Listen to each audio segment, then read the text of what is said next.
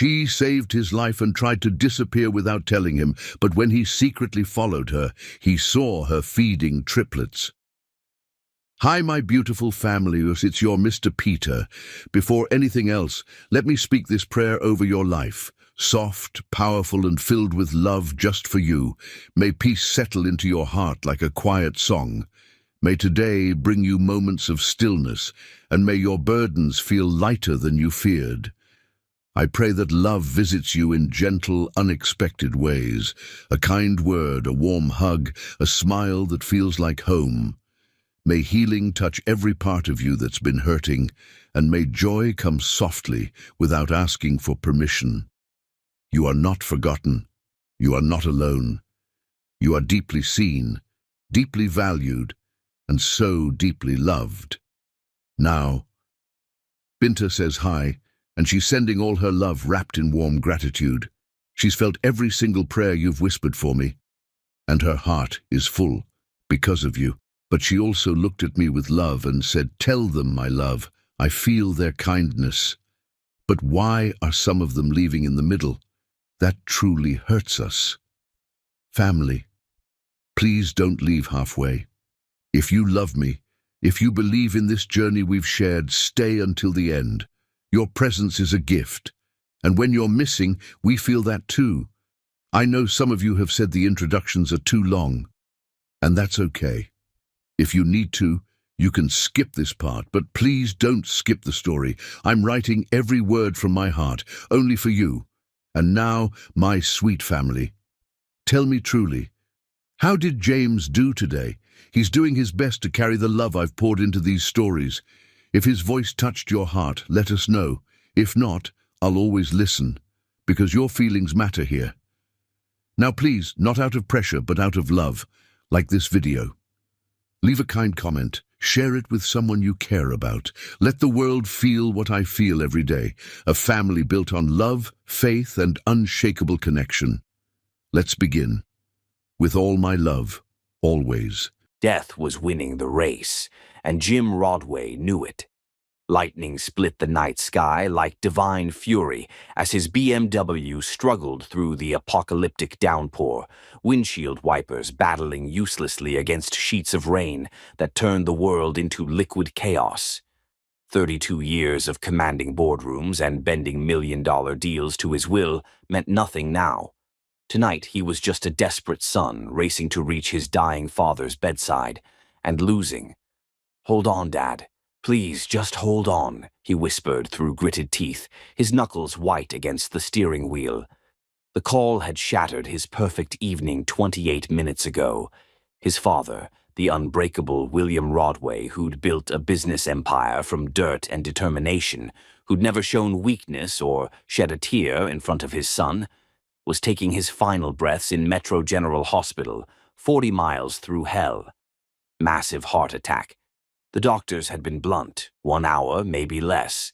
Every minute Jim spent fighting this storm was a minute stolen from goodbye, from forgiveness, from the words that had been building between them for years. His hands trembled as rain hammered his windshield with divine judgment. He'd spent a lifetime building walls between them, choosing profits over presents, deals over dinners with the old man. Now those walls were crumbling like sandcastles, and all he had left were regrets racing through his mind like accusations. The speedometer climbed past 90 on the flooded highway. Reckless, suicidal. He didn't care. His phone lit up again, another call from the hospital. Jim's heart seized. Was it over? Had he lost his last chance to tell his father he loved him, to beg forgiveness for choosing money over the man who'd given him everything? He reached for the phone with shaking fingers, his eyes leaving the road for one fatal heartbeat. The deer materialized in his headlights like a ghost. Time shattered into fragments. The world became spinning metal, exploding glass, and the sickening symphony of his BMW careening off the highway and tumbling down the rain-soaked embankment. Jim's last coherent thought before darkness swallowed him was his father's disappointed face, and how he'd failed him one final, unforgivable time. 23 minutes later, Almetta L. Smith fought her way through the storm, each step a battle against wind that seemed determined to drive her to her knees. Her threadbare jacket offered no protection against the deluge, and her worn sneakers squelched through puddles that had become treacherous streams. She'd been working late at the medical center, completing her final nursing certification requirements when the last bus broke down. Now she had to walk the 5 miles home through this hellish storm. "Lord, I know you don't give us more than we can handle," she murmured to the storm, rain streaming down her face like tears. "But I'm running mighty low on strength here." At 26, Almetta had buried more dreams than most people dared to have. College was a fantasy she'd abandoned when her mother died, leaving her to care for her ailing grandmother. Love was a luxury she couldn't afford when every dollar went to medicine and rent. But despite the poverty, the loneliness, the constant struggle, her heart remained unbroken. Her faith burned steady as a lighthouse in the storm. The flash of twisted metal caught her eye as lightning illuminated the roadside carnage. Down the muddy embankment, a luxury car lay crumpled against an ancient oak tree, steam rising from its destroyed engine like the breath of something dying. Someone was trapped inside. Without hesitation, Almetta scrambled down the treacherous slope, falling twice and scraping her knees raw. The storm had turned the hillside into a mudslide, but she clawed her way toward the wreckage, her nursing training from the community college and current certification program flooding back to memory. "Hello, can you hear me?" she called out, pressing her face against the spider-webbed driver's window. Inside, a man lay unconscious, blood streaming from a vicious gash across his forehead. He was devastatingly handsome, strong jawline, olive skin, thick, dark hair now matted crimson with blood. But what struck her beyond his beauty was the peaceful expression on his face, almost angelic despite the violence that had brought him here.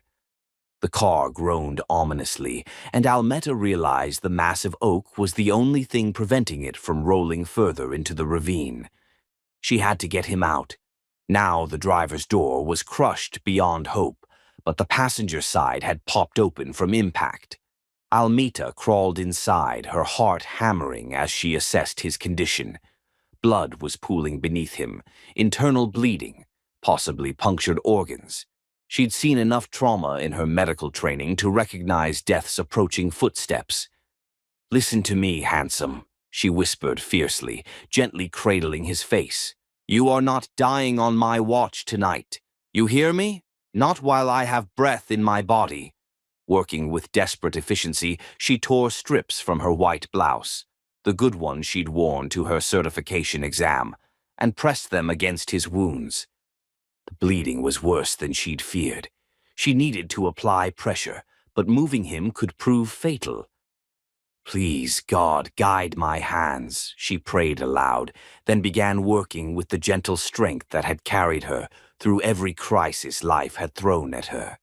As she worked, his eyelids fluttered open, revealing the most stunning eyes she'd ever seen, deep ocean blue, like storm clouds over water, filled with pain but somehow still radiating warmth.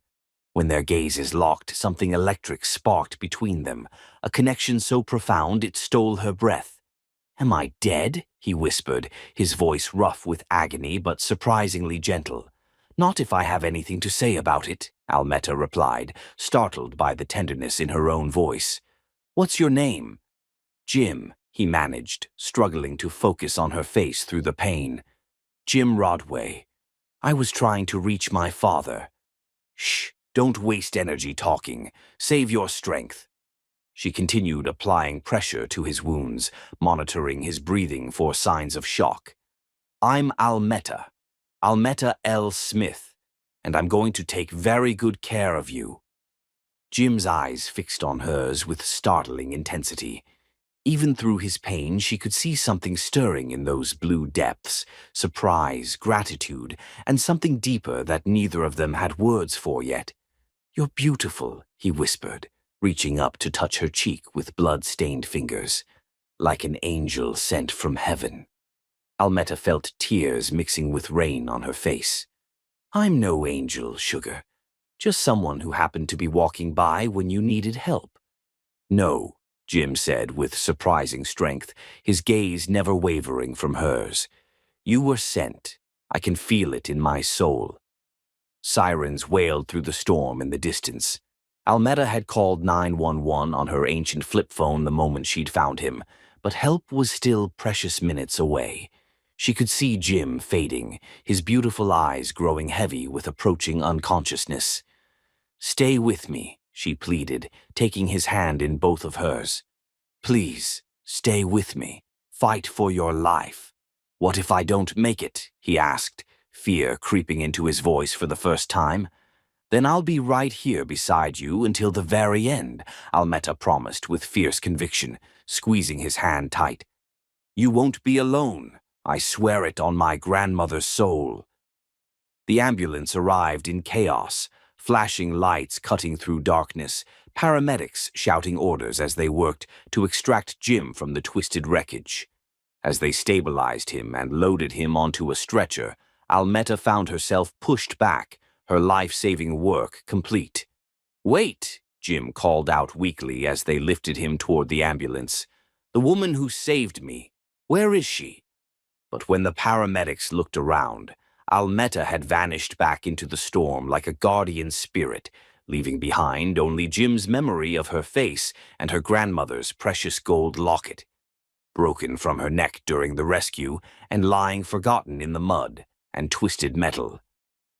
As the ambulance raced toward Metro General, Jim clutched the delicate locket in his palm, the only proof that his angel had been real. He'd never experienced anything like the soul-deep connection he'd shared with this stranger who'd risked everything to save him. Even through his pain and fear, one thought burned bright and clear. He would find her again, no matter what it took. Death had been winning the race tonight, but Almetta L. Smith had changed the rules entirely. Now Jim had a reason to live, a reason to fight, a reason to become the man worthy of the angel who'd crawled into hell to pull him back to life. The storm was passing, but the real tempest, the one that would transform both their lives forever, was just beginning.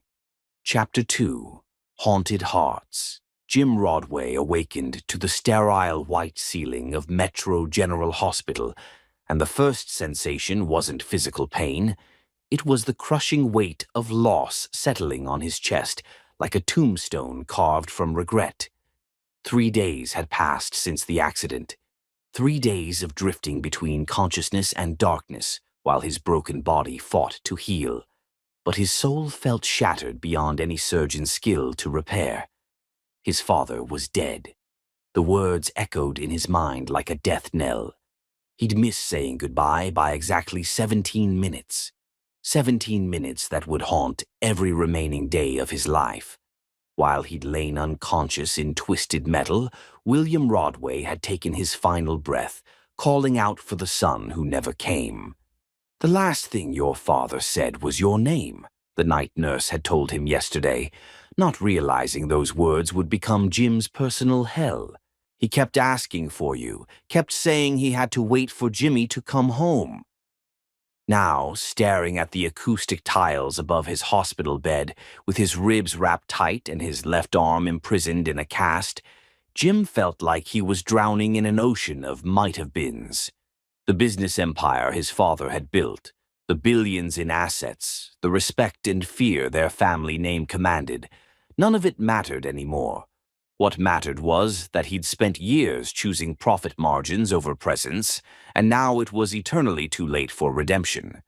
The only thing keeping him from completely surrendering to despair was the memory of her, his angel, his salvation. The woman with gentle hands and fierce determination who'd crawled into a death trap to save his worthless life. Almetta L. Smith. Even her name was poetry, rolling off his tongue like a prayer whispered in cathedral silence. He'd spoken it so many times the nurses thought he was suffering from brain trauma. Jim reached into his nightstand drawer and retrieved the delicate gold locket, running his thumb over its intricate engravings. It was clearly an antique, worn smooth by decades of being treasured.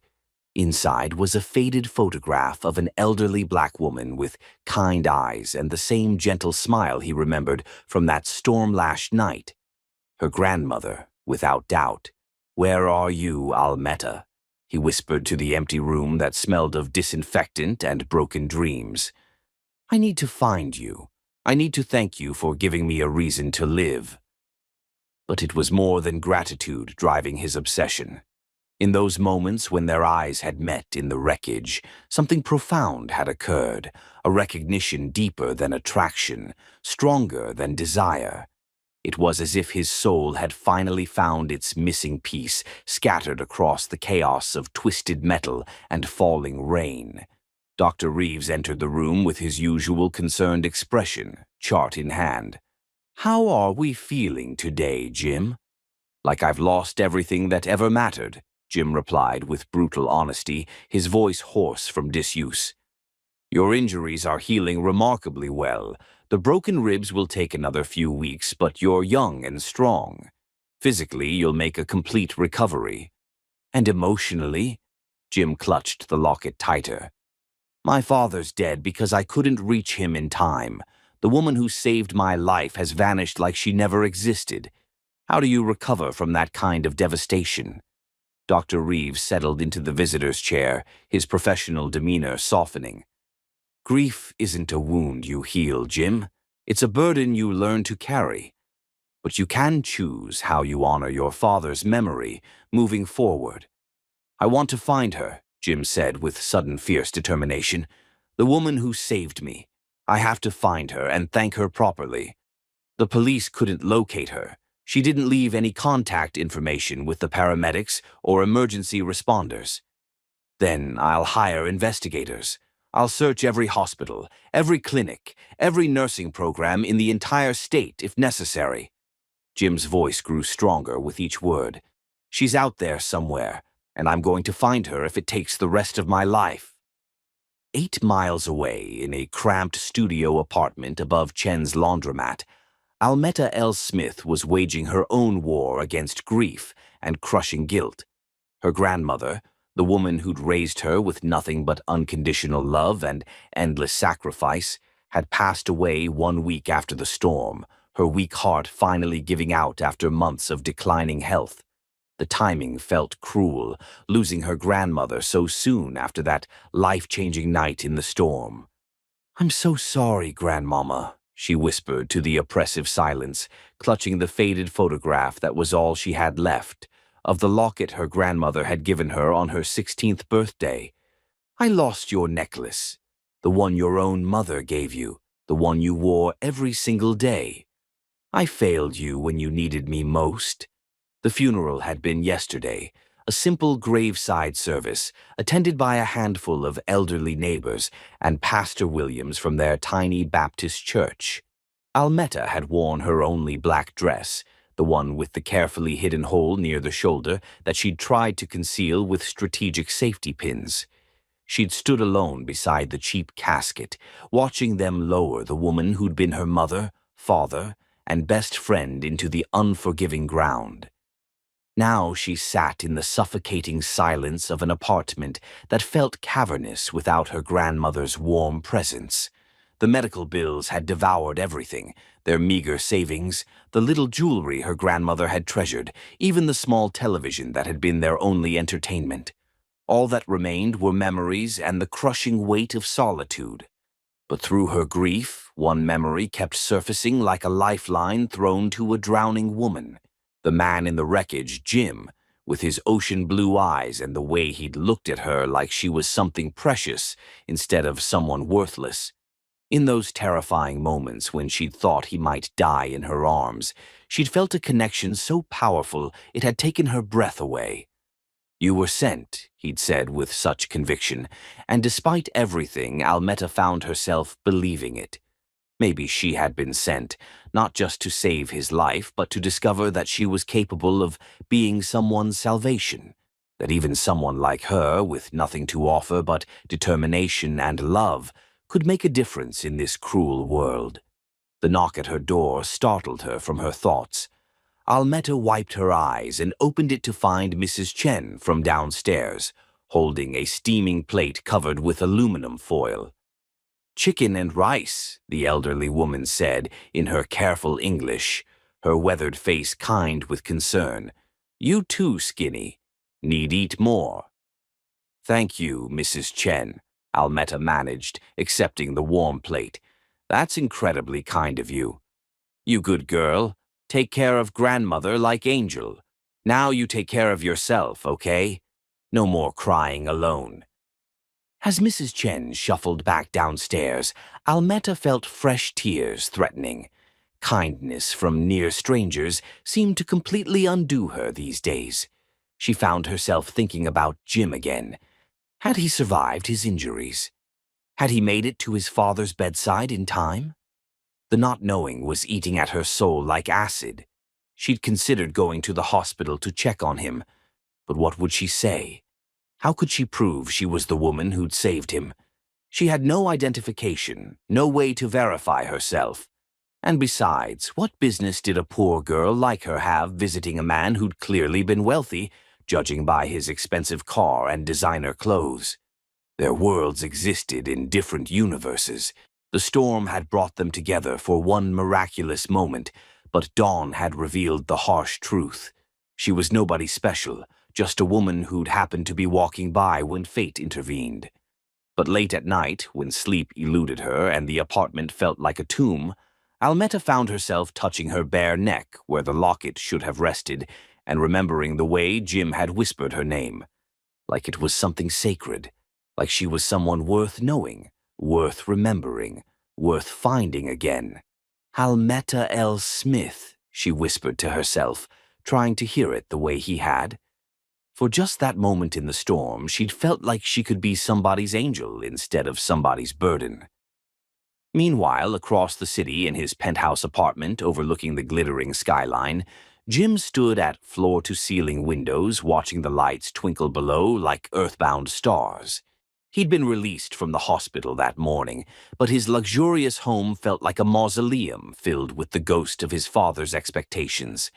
Every surface held reminders of William Rodway, the antique chess set they'd played on when Jim was young, framed photographs from business trips they'd taken together, contracts they'd signed side by side building their empire.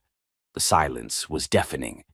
His phone had been ringing constantly, business associates offering hollow condolences, lawyers requiring signatures for the inheritance, reporters wanting statements about the future of Rodway Industries. Jim had ignored them all. Let the corporate vultures circle. He had infinitely more important matters demanding his attention. "Mr. Blake?" he said into his phone, calling the most expensive private investigator money could buy. "I need you to find someone for me, a woman named Almetta L. Smith. She saved my life 3 nights ago, and I need to thank her properly. Can you provide any additional details, physical description, approximate age, last known address?" Jim closed his eyes, bringing her face into perfect focus in his memory. Mid-20s, African-American, about 5'6". Breathtakingly beautiful. She was walking through the storm near Highway 287 around midnight. She has medical training, knew exactly what to do when she found me bleeding out. "That's not much information to work with, Mr. Rodway." "Then you'd better start working harder," Jim said with quiet intensity. "I don't care what it costs or how long it takes. Find her, Blake. Find my angel." As he ended the call, Jim touched the locket again, feeling its warmth against his palm. Somewhere in this vast city, his salvation was grieving too. He could sense it in his bones, feel it in the connection that transcended physical distance. The bond they'd shared went beyond the accident. It was soul deep and absolutely unbreakable. "I'm going to find you, Almetta," he promised the night sky that sparkled with possibilities. "And when I do, I'm going to spend whatever time I have left proving that some things matter more than money. Some people are worth everything." Neither of them found sleep that night. Both lay staring at different sections of the same star-filled sky, both carrying pieces of each other's hearts without fully understanding the magnitude of what had begun. The storm had ended, but the real tempest, the one that would reshape both their lives in ways they couldn't imagine, was just beginning to gather strength. Chapter 3. Ultimate Sacrifice. 2 weeks after laying her grandmother to rest, Almetta thought she'd experienced the deepest heartbreak possible. She was devastatingly wrong. The call shattered her restless sleep at 2:47 a.m., jolting her from dreams filled with storm-blue eyes and gentle voices. Keisha's name flashed on her cracked phone screen, and Almetta's heart lifted for the first time since the funeral.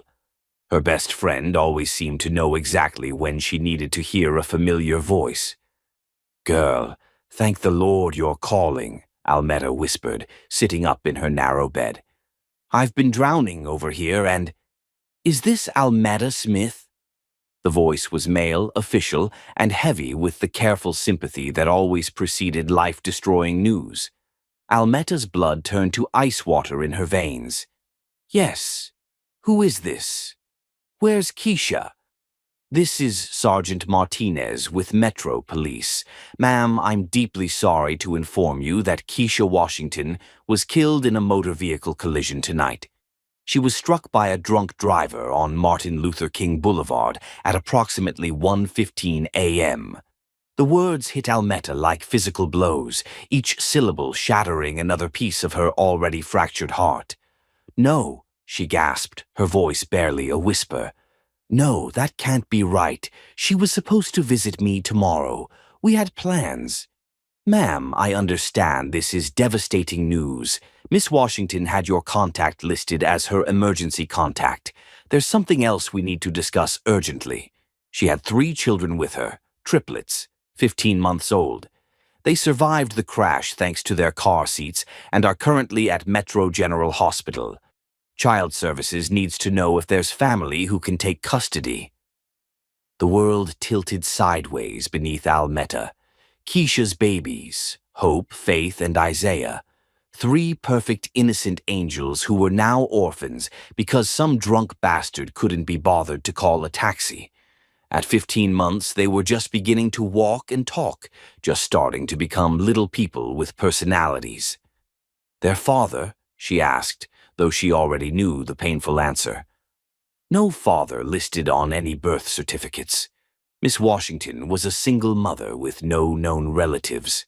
Are you aware of anyone who might be able to care for the children?" "I'll be right there," Almetta interrupted, her voice growing stronger despite the tears streaming down her face. "Don't let anyone else take them. I'm coming now." She threw on clothes and ran through empty streets, her heart pounding with equal measures of grief and desperate purpose. Keisha had been infinitely more than her best friend. She'd been her sister in every way that mattered, her confidant, the one person who'd never judged her for being poor or uneducated or struggling. They'd grown up together in the foster system, 2 throwaway kids who'd found family in each other when the world offered nothing but disappointment. And Keisha's babies. Almetta had been present at their births, had held each tiny perfect body in her arms, and sworn to love them forever. Hope with her cafe au lait skin and impossibly serious dark eyes, Faith with her copper ringlets and infectious giggle that could light up the darkest room. Isaiah with his warm caramel complexion and surprisingly strong grip that had wrapped around Almetta's finger and claimed her heart instantly.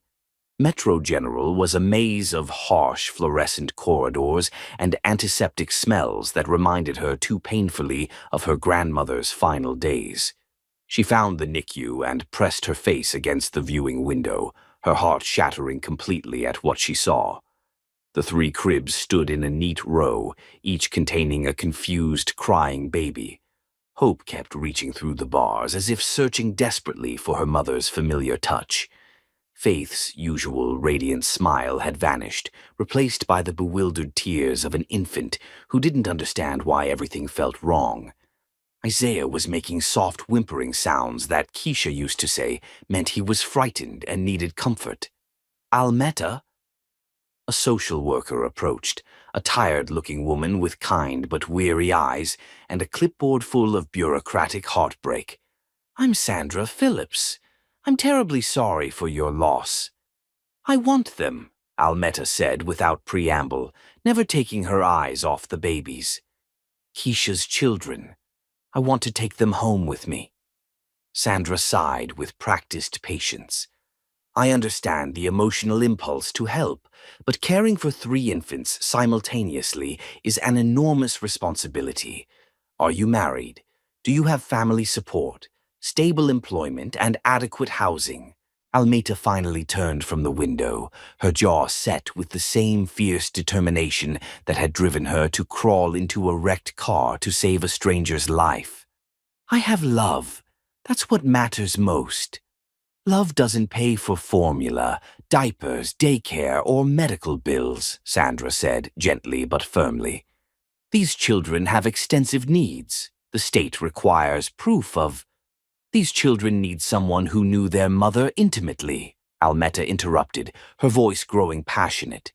Someone who was there when they were born, who knows that hope likes to be rocked counterclockwise and faith needs to hear singing to fall asleep, and Isaiah calms down when you hum gospel hymns.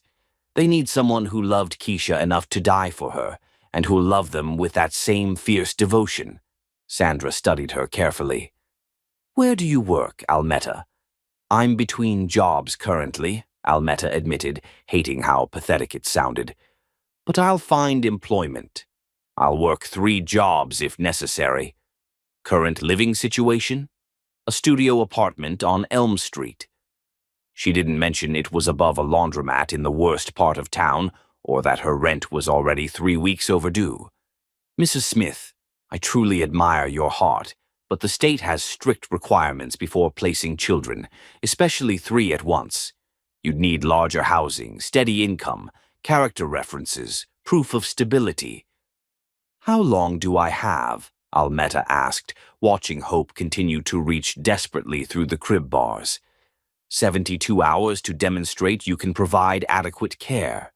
If not, they'll be placed in foster care, quite possibly separated into different homes. The thought of these precious babies, Keisha's legacy, being torn apart and scattered to strangers, made Almetta physically ill. Keisha had grown up in foster care, bounced from house to house like an unwanted burden. She'd sworn her children would never experience that particular form of heartbreak. I'll make it work, Almetta said with unshakable conviction. Whatever it takes, I'll make it work. The next 2 weeks blurred together in a haze of desperate determination. Almetta had already been looking at a larger apartment, and she used her nursing program connections to secure both a weekend position at a local clinic and expanded hours at her current cleaning job. She lied shamelessly to 3 different potential employers about her experience, finally securing a night shift at an all-night diner and a day shift cleaning downtown offices. When she would sleep became a problem for future consideration.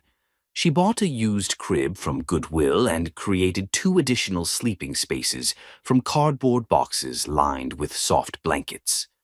Formula, diapers, and baby clothes from the dollar store stretched her meager resources to breaking point. It wasn't much, but it represented everything she had to give. On the 3rd day, Sandra arrived at the new apartment with the babies and a thick stack of legal documents. This is highly irregular, she warned, watching Almetta settle Hope into her trembling arms. You'll be monitored closely. Any indication that you can't handle this responsibility?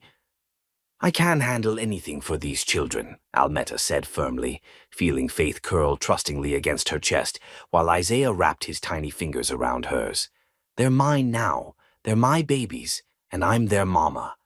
After Sandra departed, Almetta sank onto the floor of her nearly empty apartment, with all 3 babies surrounding her, finally allowing herself to release the grief she'd been holding back. Not quiet, dignified tears, but raw, wrenching sobs that came from the deepest chambers of her soul. "I'm sorry, Keisha," she whispered through her tears. "I'm sorry I couldn't save you the way I saved that stranger in the storm. I'm sorry your babies will grow up poor like we did, but I swear on my grandmother's grave they'll never doubt they're loved. They'll never feel abandoned or alone. I promise you that with my life." Hope gazed up at her with those impossibly serious dark eyes, as if she understood every word. Faith reached for Almeta's face with tiny, curious fingers, and Isaiah made the soft, cooing sound that meant he felt safe and protected. "Hope, Faith, Isaiah," Almeta said softly, testing their names on her tongue like a sacred prayer. "You're mine now, and I'm yours. I'm going to love you so fiercely that it'll make up for everything this cruel world tries to take from you." The first night was chaos incarnate. The babies cried in perfectly timed shifts, as if they'd coordinated their distress to ensure maximum exhaustion. Almeta paced the floor for hours, bouncing one while the other two awaited their turns. She sang every lullaby she remembered, hummed every gospel hymn her grandmother had taught her, and whispered promises she had no earthly idea how to keep. By dawn, she was utterly exhausted, completely overwhelmed, and more terrified than she'd ever been.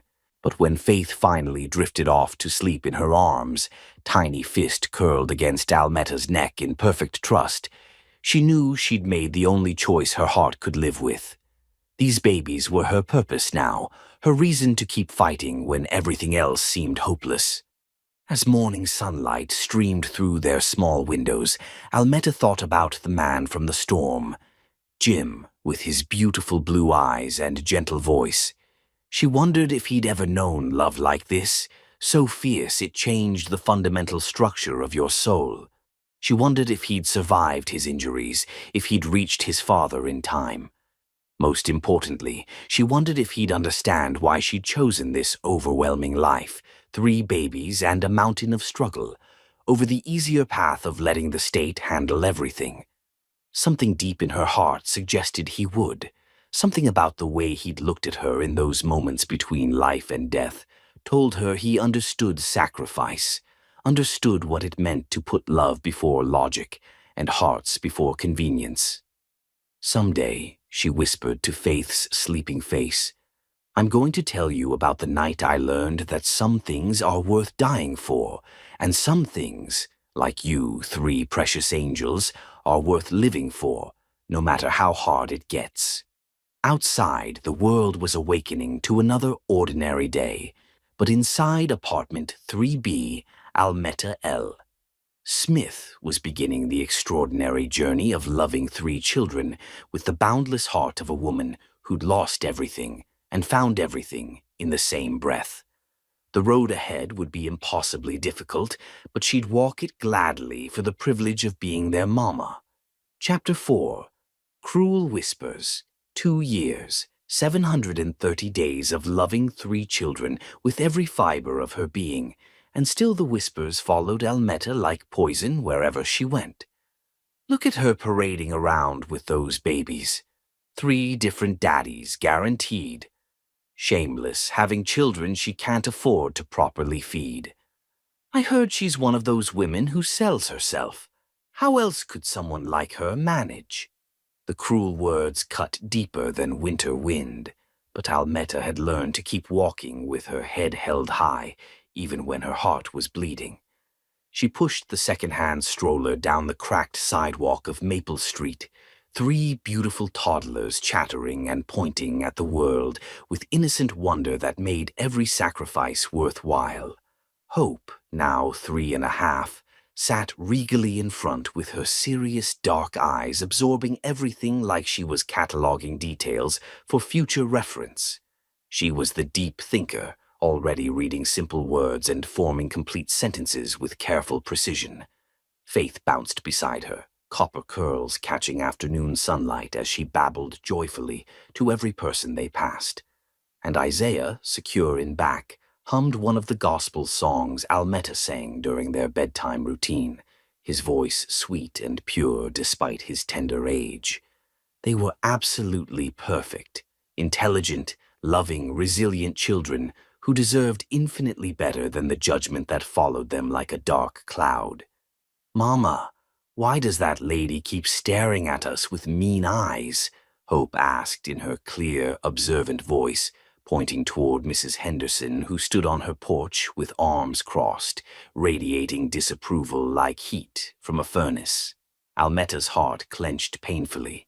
At barely 3 years old, Hope was already noticing the stares, the whispers, the way people treated their little family differently.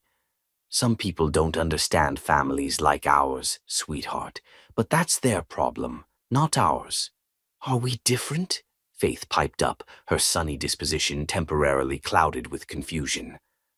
"We're special," Almetta said firmly, stopping to kneel beside the stroller.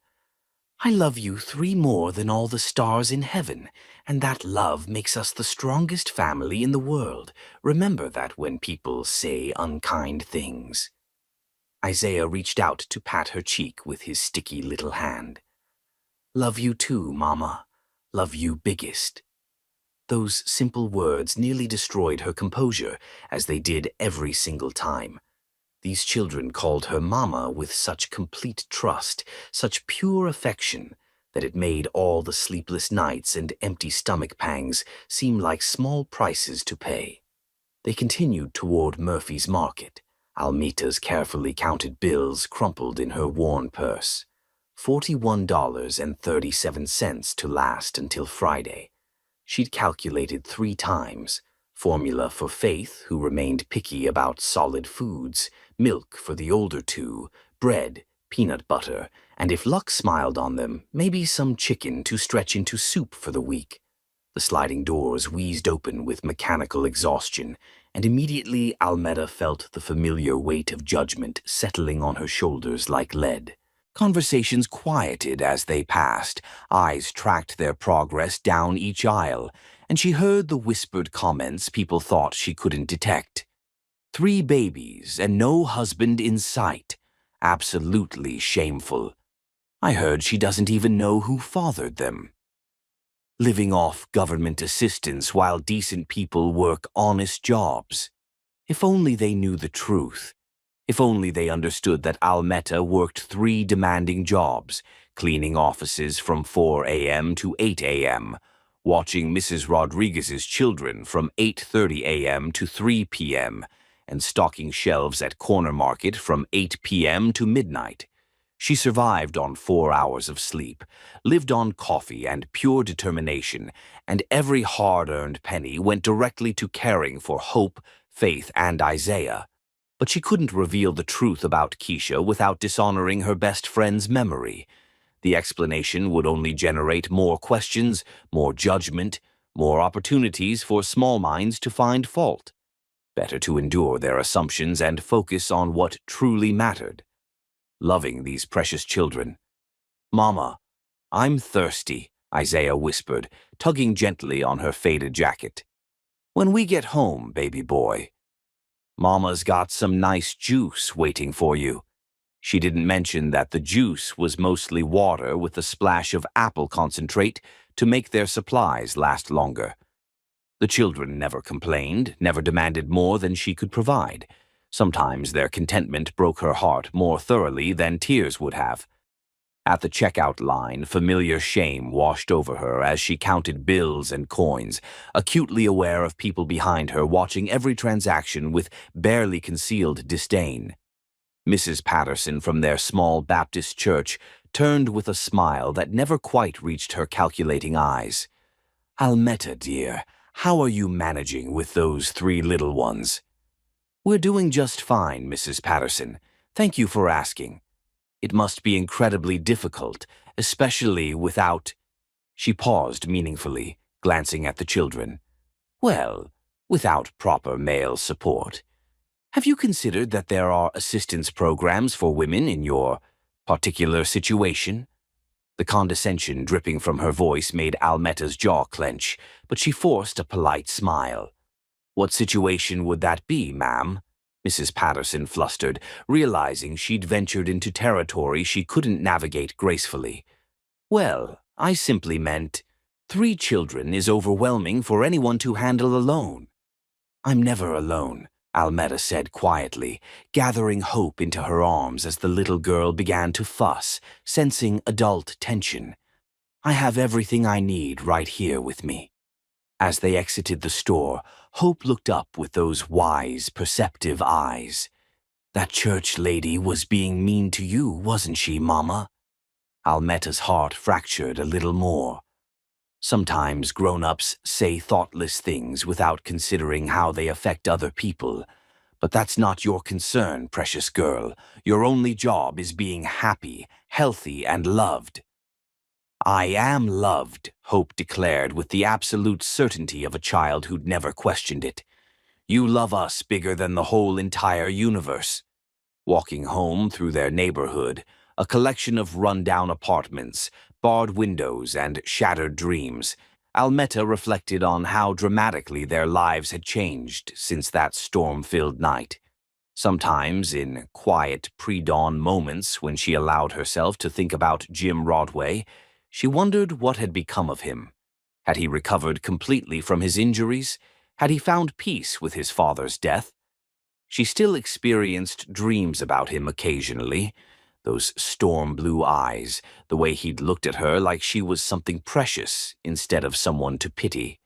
In her dreams, he found her, told her she was beautiful, made her feel like the angel he'd called her that night.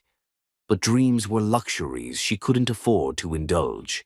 Reality was 3 hungry children, overdue bills, and neighbors who thought they understood her story. The afternoon sun was setting when they reached their building, a 3-story walk-up with peeling paint and a broken front step that the landlord refused to repair. Mrs. Williams from 2A stood on her balcony, arms crossed, watching their approach with obvious disapproval. "Afternoon, Mrs. Williams," Almetta called politely, though she knew what was coming. "Those children are getting louder every day," Mrs. Williams complained loudly. "All that crying and carrying on at all hours. Some of us work legitimate jobs and need our sleep." Almetta bit back the response that she worked twice as many hours as Mrs. Williams ever had. "I'll make sure they keep it down. They're just excited about being outside." "Well, they better learn some discipline. I'm considering discussing problem tenants with the landlord." The threat was crystal clear, and it terrified Almetta more than she'd ever admit. If they lost this apartment, she had nowhere else to go with 3 toddlers. The waiting list for subsidized housing stretched 2 years long, and family shelters often separated mothers from children. Upstairs in their cramped apartment, Almetta began the evening routine that had become their salvation: dinner preparation, bath time, stories, and lullabies. She watched Hope patiently help Faith with her sippy cup, saw Isaiah spontaneously share his crackers without being asked, and marveled at how much genuine love could flourish in such limited space. "Tell us the story about the princess who saved the prince," Faith requested as Almetta tucked them into their shared sleeping area, a mattress on the floor with carefully arranged blankets for safety. It was their favorite tale, one Almetta had created from fragments of that night in the storm. In her version, a brave princess found a wounded prince and saved his life with her courageous heart. The grateful prince spent the rest of his days ensuring no one was ever unkind to the princess again. "Did the princess have babies like us?" Isaiah asked sleepily. "The princess had the most wonderful children in all the land," Almetta said softly, stroking his silky hair. "And she loved them so powerfully that her love made them stronger than any cruel words people might say." "Are we strong, Mema?" Hope whispered. "You're the strongest, bravest, most amazing children who ever lived," Almetta assured her. "And no matter what anyone says or thinks, remember that you are deeply loved, completely wanted, and absolutely perfect exactly as you are." As the children drifted into peaceful sleep, Almetta sat beside their makeshift bed, watching their serene faces in the dim light filtering through their thin curtains. Tomorrow would bring more whispers, more judgment, more struggle. But tonight, in this precious moment, they were safe and loved and together. She found herself thinking again of Jim Rodway, wondering if he'd ever understand the choice she'd made. To love fiercely despite judgment, to sacrifice everything for children who weren't biologically hers, but belonged completely to her heart. She hoped that wherever life had taken him, whatever his circumstances had become, he'd discovered the same kind of transformative love that made all hardship bearable. "Thank you, Keisha," she whispered to the gathering darkness. "Thank you for trusting me with your greatest treasures. I promise I'll never let them forget how much their first mama loved them, and I'll make sure they always know how much their second mama loves them too." Outside, the neighborhood settled into its usual evening symphony of sirens, shouting, and distant music from open windows.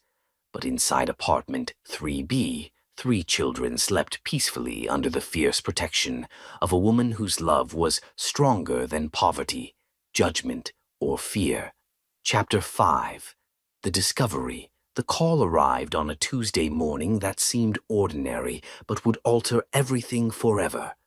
Jim Rodway stood in his corner office on the 42nd floor, gazing out at the city sprawling below like a concrete jungle of lost dreams.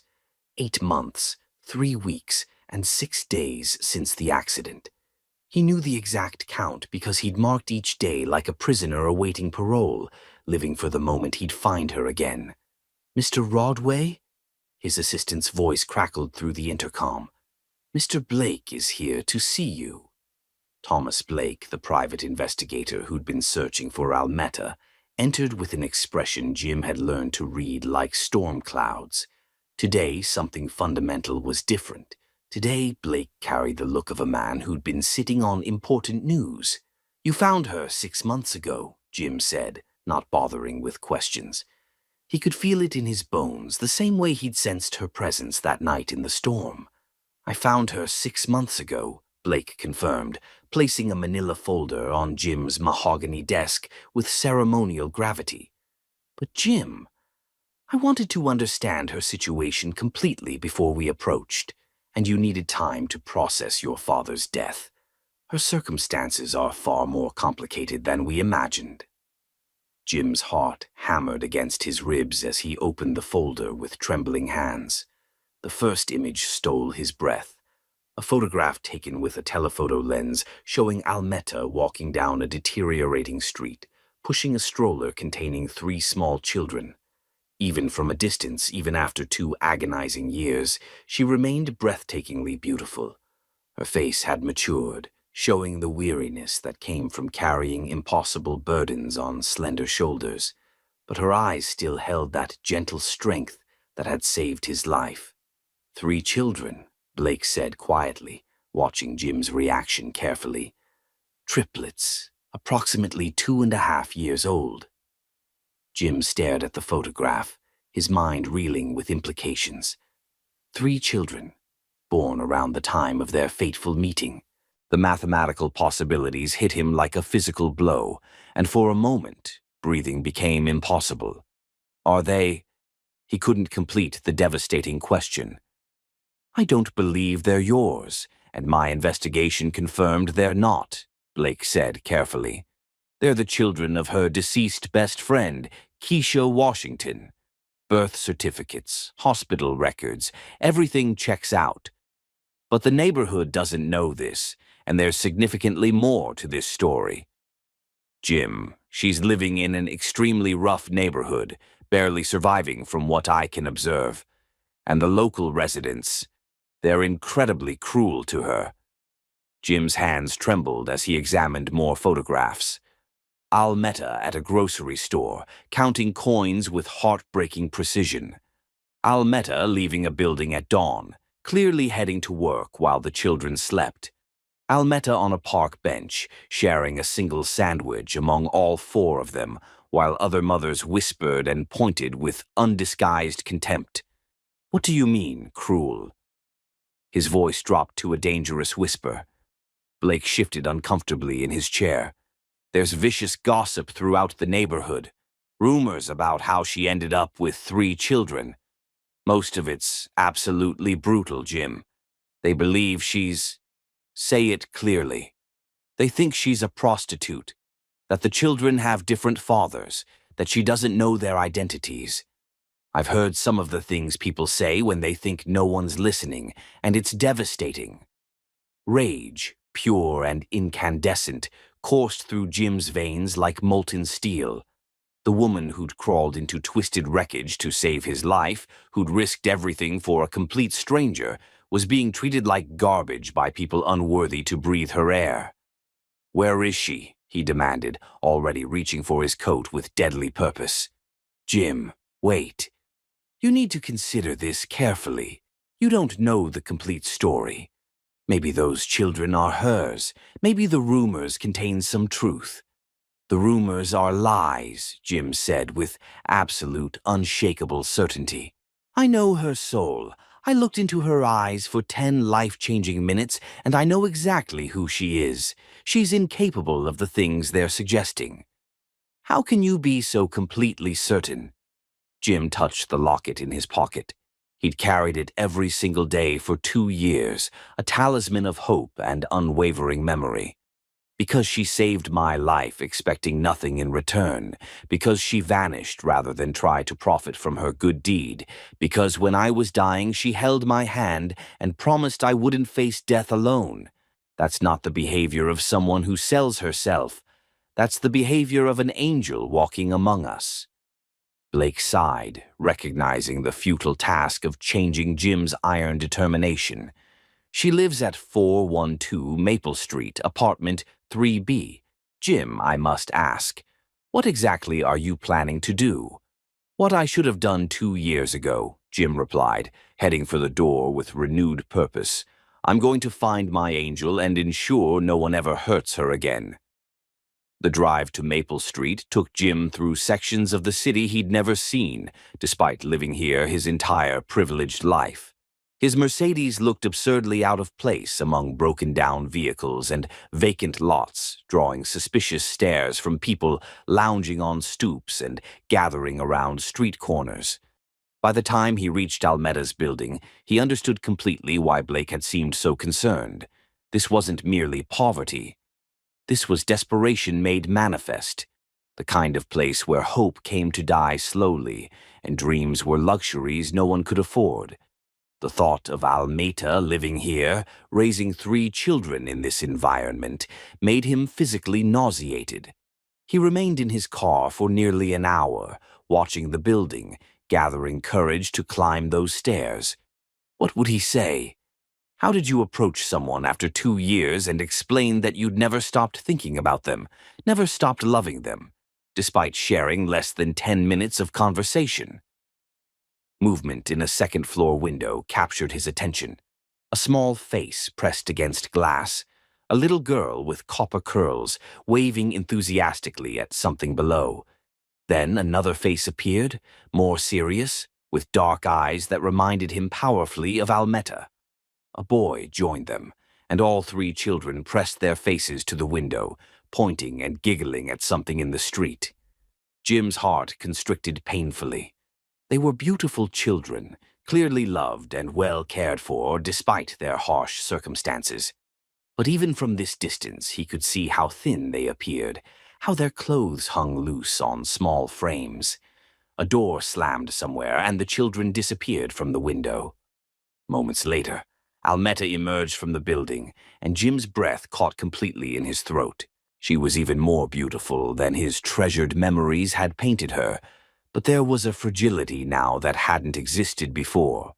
She walked like someone carrying invisible weight, shoulders squared defiantly against the world's judgment. She was heading toward the corner market, he realized, and on impulse Jim exited his car and followed at a respectful distance. He needed to understand her daily life, comprehend what she was facing, before disrupting it with his presence. Inside the small market, he observed from behind a display of canned goods as Almeta carefully selected items, checking prices twice, returning things she couldn't afford. The store clerk, a middle-aged man with suspicious, calculating eyes, watched her every movement like she might shoplift. "You got money for all that?" the clerk asked rudely as she approached the counter. "Yes, sir," Almeta replied quietly, pulling out a handful of crumpled bills and counting them with painstaking care. "Humph. Don't know how someone like you affords anything with 3 kids and no visible means of support. Unless you're making money the way I heard you do." The ugly insult hung in the air like toxic smoke.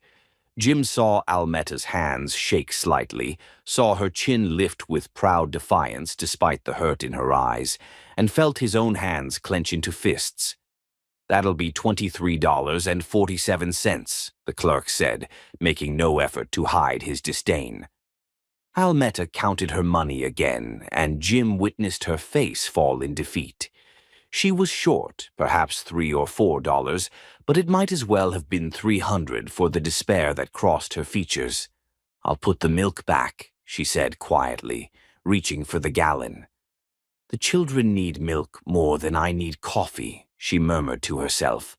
But Jim heard every heartbreaking word. He couldn't endure another second. Moving without conscious thought, Jim stepped forward and placed a $50 bill on the counter. "That should cover everything," he said quietly. Almeta turned, and when their eyes met, the entire world stopped spinning. For a moment that lasted forever, they simply stared at each other. 2 years of longing and loss and desperate hope contained in a single, electric look. "Jim," she whispered, his name falling from her lips like a prayer answered. "Hello, Almeta," he said softly, drinking in the sight of her beloved face. "I've been searching for you for what feels like forever." The store clerk looked between them with confusion and growing irritation. "You two know each other?" Neither answered. They were lost in each other's eyes, in the memory of a stormy night that had changed both their lives irrevocably. "I thought you might be dead," Almeta said, her voice barely audible. "I went to the hospital repeatedly, but they said you'd been discharged, and I didn't know your last name, and I—" "You went to the hospital?" Jim stepped closer, unable to believe what he was hearing. "You looked for me?" "Every single day for 3 weeks," she admitted, tears beginning to form in her beautiful eyes. "I just needed to know you survived, that you'd reached your father in time." Jim's heart shattered and rebuilt itself in the same instant. She'd searched for him. She'd cared enough to worry, to hope, to seek him out. All this time he'd believed she'd simply vanished because she didn't want to see him again. "I didn't make it in time," he said quietly. "My father died while I was unconscious. But Almeta, you saved my life. You gave me a chance to live, to become a better man than I was before that night. I've been trying to find you so I could thank you, so I could—" "Excuse me," the clerk interrupted loudly. "This ain't no social club. You buying something or not?" Jim turned to look at the man, and something in his expression made the clerk take an involuntary step backward. "Give us a moment," he said in a voice that had silenced boardrooms full of aggressive executives. "Jim," Almeta said urgently, "you shouldn't be here. This neighborhood isn't safe for someone like you." "Someone like me?" She gestured helplessly at his expensive suit, his perfect haircut, the watch on his wrist that probably cost more than her annual rent. "You don't belong in this world. Your life and mine, they exist in completely different universes." "The only universe I care about is the one with you in it," Jim said fiercely. "Almeta, I haven't experienced a single day of genuine peace since that night. I've thought about you every morning when I wake up and every night before I sleep. I've carried your grandmother's locket like a sacred relic, hoping someday I could return it to you." Her hand flew to her throat, to the place where the locket should have rested. "You have it?" "My grandmother's necklace." Jim pulled the delicate chain from his pocket, and Almetta's tears finally spilled over. She reached for it with trembling fingers, then stopped herself. "I can't," she whispered. "People here, they see me talking to a man like you, and the rumors get infinitely worse. The children don't deserve to suffer more because of me." "What rumors?" Jim demanded, though Blake had already explained. Almetta looked away, shame coloring her cheeks. "It doesn't matter. What matters is that you're alive and safe, and now you need to return to your life and forget about me." "I could never forget about you," Jim said passionately. "And I'm not going anywhere until you tell me about these children, about why you're living like this, about what's really happening." Before Almetta could respond, the store clerk slammed his hand on the counter. "I said this ain't no social club. Buy something or get out." Jim fixed the man with a stare that could have frozen hellfire. "I'll purchase this entire store if it means I can speak with this woman in peace. Now step back and give us space, or find yourself looking for new employment." The clerk's eyes widened as he registered Jim's obvious wealth and authority. He retreated behind the counter, muttering under his breath, but no longer daring to interrupt. "Please," Almetta whispered, looking around nervously at other customers who were beginning to stare with undisguised curiosity. "Not here. If you truly want to talk, meet me at Washington Park tomorrow at noon. But Jim, I'm warning you. When you hear my story, when you understand what people think about me, you're going to wish you'd never found me." "There's nothing you could tell me that would make me regret finding you," Jim said with absolute conviction. "Nothing in this world or the next." Almetta gathered her groceries with shaking hands, then looked at him one final time with eyes full of pain and hope and desperate love. "Tomorrow at noon," she said quietly. "And Jim, thank you for the milk. The children, they really need it." She departed without another word, and Jim stood in the dingy market feeling like he'd just been struck by lightning. She was alive, she was here, and tomorrow he would finally learn the truth about the woman who'd haunted his dreams for 2 endless years. As he walked back to his car, Jim noticed the stares, the whispers, the way people looked at him with suspicion and curiosity. If this was what Almetta faced every day simply for being poor, he could only imagine what she endured because of the vicious rumors about her children. Tomorrow, he decided with iron determination, would change everything. Tomorrow he would begin the process of ensuring his angel never had to face the world's cruelty alone again. Chapter 6. The Approach. Almetta arrived at Washington Park 30 minutes early. Her nerves stretched tighter than violin strings. She'd barely slept the previous night, torn between desperate hope and paralyzing terror. Hope that maybe, somehow, Jim Rodway could be the miracle she'd never dared pray for. Terror that once he learned the truth about her life, he'd look at her with the same disgust that had become her daily bread. She sat on a weathered bench near the playground, watching children from wealthier neighborhoods play on equipment she could never afford to bring hope, faith, and Isaiah to. Their clothes were pristine and new, their laughter carefree in a way that made her heart ache. Her phone buzzed, Mrs. Rodriguez confirming she could watch the children for an extra hour. Almetta had fabricated a story about a job interview, not wanting to explain about Jim. How could she make sense of something she didn't understand herself? "You came." The voice behind her was soft, reverent, and Almetta turned to see Jim approaching with careful steps. He looked different in casual clothes, dark jeans and a simple blue sweater that made his eyes even more striking. But he still radiated confidence that came from a life where doors opened and problems dissolved with money. "I wasn't entirely certain you would," she admitted, gesturing for him to sit beside her. "I would have waited here all day if necessary," Jim said, settling carefully beside her while leaving respectful space. "All week, all year, however long it took." The sincerity in his voice made her chest constrict painfully. Why, Jim? Why were you searching for me? You don't owe me anything. I simply did what any decent person would have done. That's where you're absolutely wrong, he said quietly, pulling her grandmother's locket from his pocket and extending it toward her. Not everyone would have risked their life for a complete stranger. Not everyone would have stayed with me, comforted me, ensured I wasn't alone. You gave me more than just my life that night, Almetta.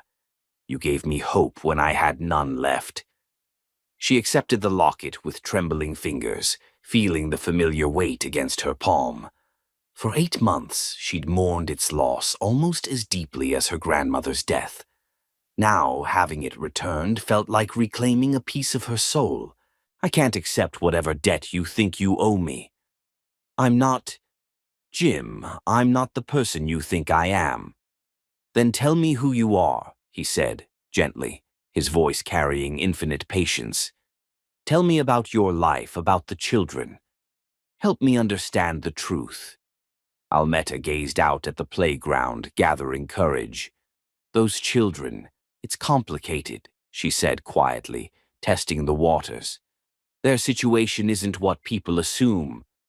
She felt Jim's attention intensify, felt him leaning slightly closer without invading her space. I'd like to understand if you're willing to share. People in my neighborhood, they don't know the truth. They think I'm a prostitute. They believe I had 3 babies with different men and don't even know who the fathers are. They think I'm trash walking the earth. The words hung between them like an open wound. Almetta couldn't bring herself to look at Jim's face, couldn't bear to witness the moment when understanding dawned and his opinion shifted. And you allow them to think that, Jim said slowly, his voice filled with something that sounded like awe. To protect someone's memory. Almetta's head snapped up in shock. There was no judgment in his expression, no disgust or disappointment, only a kind of profound respect that made her feel simultaneously exposed and cherished. Their mother was my best friend, Keisha. She died in a car accident when they were 15 months old. I couldn't let people gossip about her, so I let them believe what they wanted about me. And you've sacrificed your reputation to honor your friend's memory, Jim said with absolute conviction. I observed you with them yesterday, Almetta. I've never seen children who looked more loved, more secure, despite everything they're facing. They're incredible children, she said, tears threatening. Hope is brilliant, already reading simple words. Faith has this laugh that could make angels weep with joy, and Isaiah has a voice like liquid honey when he sings. They deserve so much better than what I can provide. They have something money can't buy, Jim said firmly. They have a mother who loves them unconditionally. Do you have any idea how rare and precious that is? A mother who can barely keep food on the table, Almetta said bitterly. A mother who has to choose between milk and her morning coffee, who can't afford to take them to the doctor when they're sick. A mother who saved a stranger's life and then sacrificed her reputation to honor her friend's memory, Jim interrupted passionately. A mother who works 3 jobs without complaint, who shares her last sandwich equally among 3 children, who sings them to sleep every night even when she's exhausted beyond measure.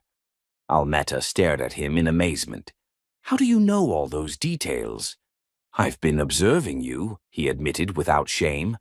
For weeks, since my investigator located you. I needed to understand your life before I approached you. I've seen you leave for work at 4 in the morning, return home past midnight, and still have endless patience for bedtime stories. You've been watching me. The invasion of privacy should have made her angry, but instead she felt oddly protected, as if someone had finally witnessed her struggle and deemed it worthy of attention.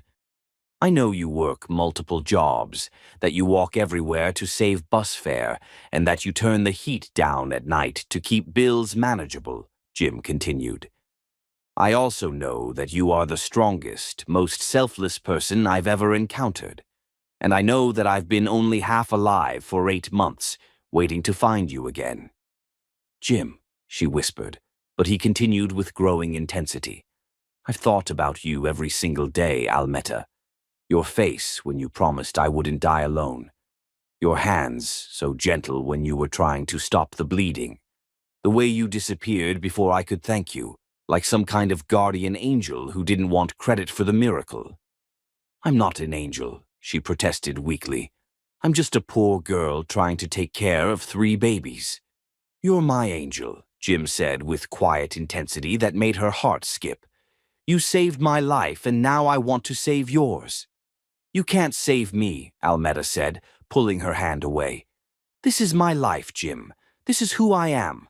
I'm not some charity case for you to fix." "I'm not talking about charity," he said urgently, his eyes blazing with emotion. "I'm talking about love." The word exploded between them like lightning in a clear sky. Almeta felt her heart stop, stutter, then begin racing like a thoroughbred. "You don't love me," she said desperately. "You don't even truly know me." "I know that you risk everything for people you care about," Jim said, his voice growing more passionate. "I know that you make 3 children feel like the most precious beings on earth. And I know that when you touch someone, they feel safe for the first time in their life. Jim, please." "I know that I haven't felt genuinely alive since the night I lost you," he continued, moving closer. "I know that seeing you struggle while I live in luxury makes me sick with guilt and rage. And I know that I would rather spend 1 day in poverty with you than a lifetime of wealth without you." Almeta was crying openly now, overwhelmed by words she'd never expected to hear, feelings she'd never dared to hope for. "It's not that simple. You're wealthy, I'm poor. You're respected, I'm the neighborhood pariah. People would say terrible things about us." "Let them talk," Jim said fiercely. "I've spent my entire life caring what people think, and where did it get me? An empty penthouse and a heart that felt dead until I saw your face again. I don't care about money or reputation. I only care about you." "And the children?" she asked quietly, her voice the barest whisper. "They come with me, Jim. I won't abandon them for anyone." "I'm counting on that," he said, smiling for the first time since they'd sat down. "Hope, faith, and Isaiah, right? I want to meet them properly. I want to be part of their lives, if you'll allow me." "You want to help raise 3 children who aren't even yours?" Almeta asked in disbelief. "I want to help love 3 children who already belong to my heart because they belong to yours," Jim corrected gently. "Almeta, I know this is overwhelming, but I'm asking you to take a chance on us. Let me court you properly. Let me show you that what we felt that night in the storm was real, that it's worth fighting the entire world for." Almeta looked into his eyes and saw everything she'd been afraid to dream of. Love without conditions, acceptance without judgment, a future where her children could have everything she'd never been able to provide. But she also saw the impossibility of it, the vast gulf between their worlds. "I need time to think," she said finally. It's a lot to process." "Of course," Jim said immediately. "Take all the time you need. But Almeta, promise me you won't disappear again. Promise me you'll give us a chance to see what we could become together." She nodded slowly, clutching her grandmother's locket like a lifeline. "I promise. But Jim, you need to understand what you're asking for. Loving me means taking on a life full of struggle and judgment and problems that money can't always solve." "Then it's fortunate I'm not afraid of a challenge," he said with a smile that made her heart flutter like butterfly wings. "The woman who saved my life in a storm, she's worth fighting the whole world for." As they parted ways, Jim to his Mercedes, Almeta to the bus stop, both carried the electric awareness that everything was about to change irrevocably. For better or worse, Their worlds were about to collide in ways that would test every assumption they'd ever made about love, sacrifice, and what it truly meant to save someone's life. Chapter 7. Growing Closer. The first time Jim met the children properly, Hope studied him with those impossibly serious dark eyes for 10 full minutes before speaking a single word. "Are you the prince from Mama's story?" she asked finally, her small voice filled with curiosity and careful caution. Jim knelt to her level, understanding instinctively that this moment would determine everything that followed. "I don't know about being a prince, but your mama is definitely the angel who saved my life." Faith, ever the fearless one, stepped forward boldly and touched his face with sticky fingers. "You have pretty eyes like the sky when it's happy." Isaiah hung back initially, humming one of his gospel songs and observing with wisdom that seemed far too ancient for his young face. When Jim looked directly at him, the little boy stopped humming and offered a smile so pure and trusting it nearly brought Jim to his knees. "They like you," Almetta said softly, wonder evident in her voice. "They're usually quite shy with strangers." "Maybe I'm not a stranger," Jim replied, his eyes never leaving hers. "Maybe some souls recognize each other immediately." That conversation had occurred 3 weeks ago, and now Jim's presence had become intricately woven into the fabric of their daily lives. He appeared every evening after work, bringing groceries that he claimed were extras, toys that were supposedly samples, and books that happened to be lying around his apartment. Tonight he sat on the floor of their tiny living room, Faith curled against his side as he read "Goodnight, Moon," his patient voice never betraying irritation at the repetition. Hope was teaching him to braid her doll's hair with intense concentration, while Isaiah sat contentedly in Almetta's lap, humming along to Jim's reading. "I think it's time for bed," Almetta interjected when Faith demanded another reading. "Will you sing to us?" Hope asked Jim hopefully, and Almetta's heart clenched. The children had begun looking to Jim for comfort, security, affection. "I'm not much of a singer," Jim said apologetically, "but maybe your mama will sing while I listen." As Almetta went through the bedtime routine, Jim helped without being asked. He lifted Isaiah into the bathtub with careful gentleness, helped Faith locate her favorite stuffed elephant, sat patiently while Hope read him a story she'd invented about a dragon who learned to share. When the children were finally settled, Almetta sang the lullaby her grandmother had sung to her. Jim stood in the doorway, watching with an expression of such tender longing that it made her breath catch. "You're natural at this," she said quietly when they moved to the kitchen. "I've never experienced this before," Jim admitted, drying dishes in her small sink. "A family dinner, bedtime stories, children who trust me to keep them safe. I didn't know it could feel so sacred." They worked in comfortable silence until they stood facing each other in the narrow space between counter and table. "Almetta," Jim said softly, reaching up to touch her face, "I need to tell you something important." The gentleness in his voice made her heart race dangerously. "What is it?" "I'm falling in love with you," he said simply, honestly. "Not just grateful, not just infatuated. Really, truly, completely in love with you and those 3 beautiful children and this life you've built with nothing but determination and faith." "Jim," she whispered, but he pressed on. "I know it's too soon to say such things, but I need you to know. When I watch you with Hope, Faith, and Isaiah, when I see how they look at you like you hung the moon and stars, when I see you give them everything without a second thought, I fall deeper every time." Almetta felt tears prick her eyes. "I'm scared. This feels too good to be real. Men like you don't fall in love with women like me." "What kind of woman are you, Almetta?" he asked, moving closer. "Poor, uneducated, struggling, carrying baggage that isn't even mine." "You're brave," Jim corrected firmly. You're loving, generous, strong beyond measure. You're a woman who saves lives and sacrifices for others and makes 3 children feel like royalty even when you're eating peanut butter sandwiches for dinner. Those children deserve so much better. Those children have the best mother in the world, he interrupted passionately. And if you'll let me, I'd like to spend the rest of my life helping you give them everything they deserve.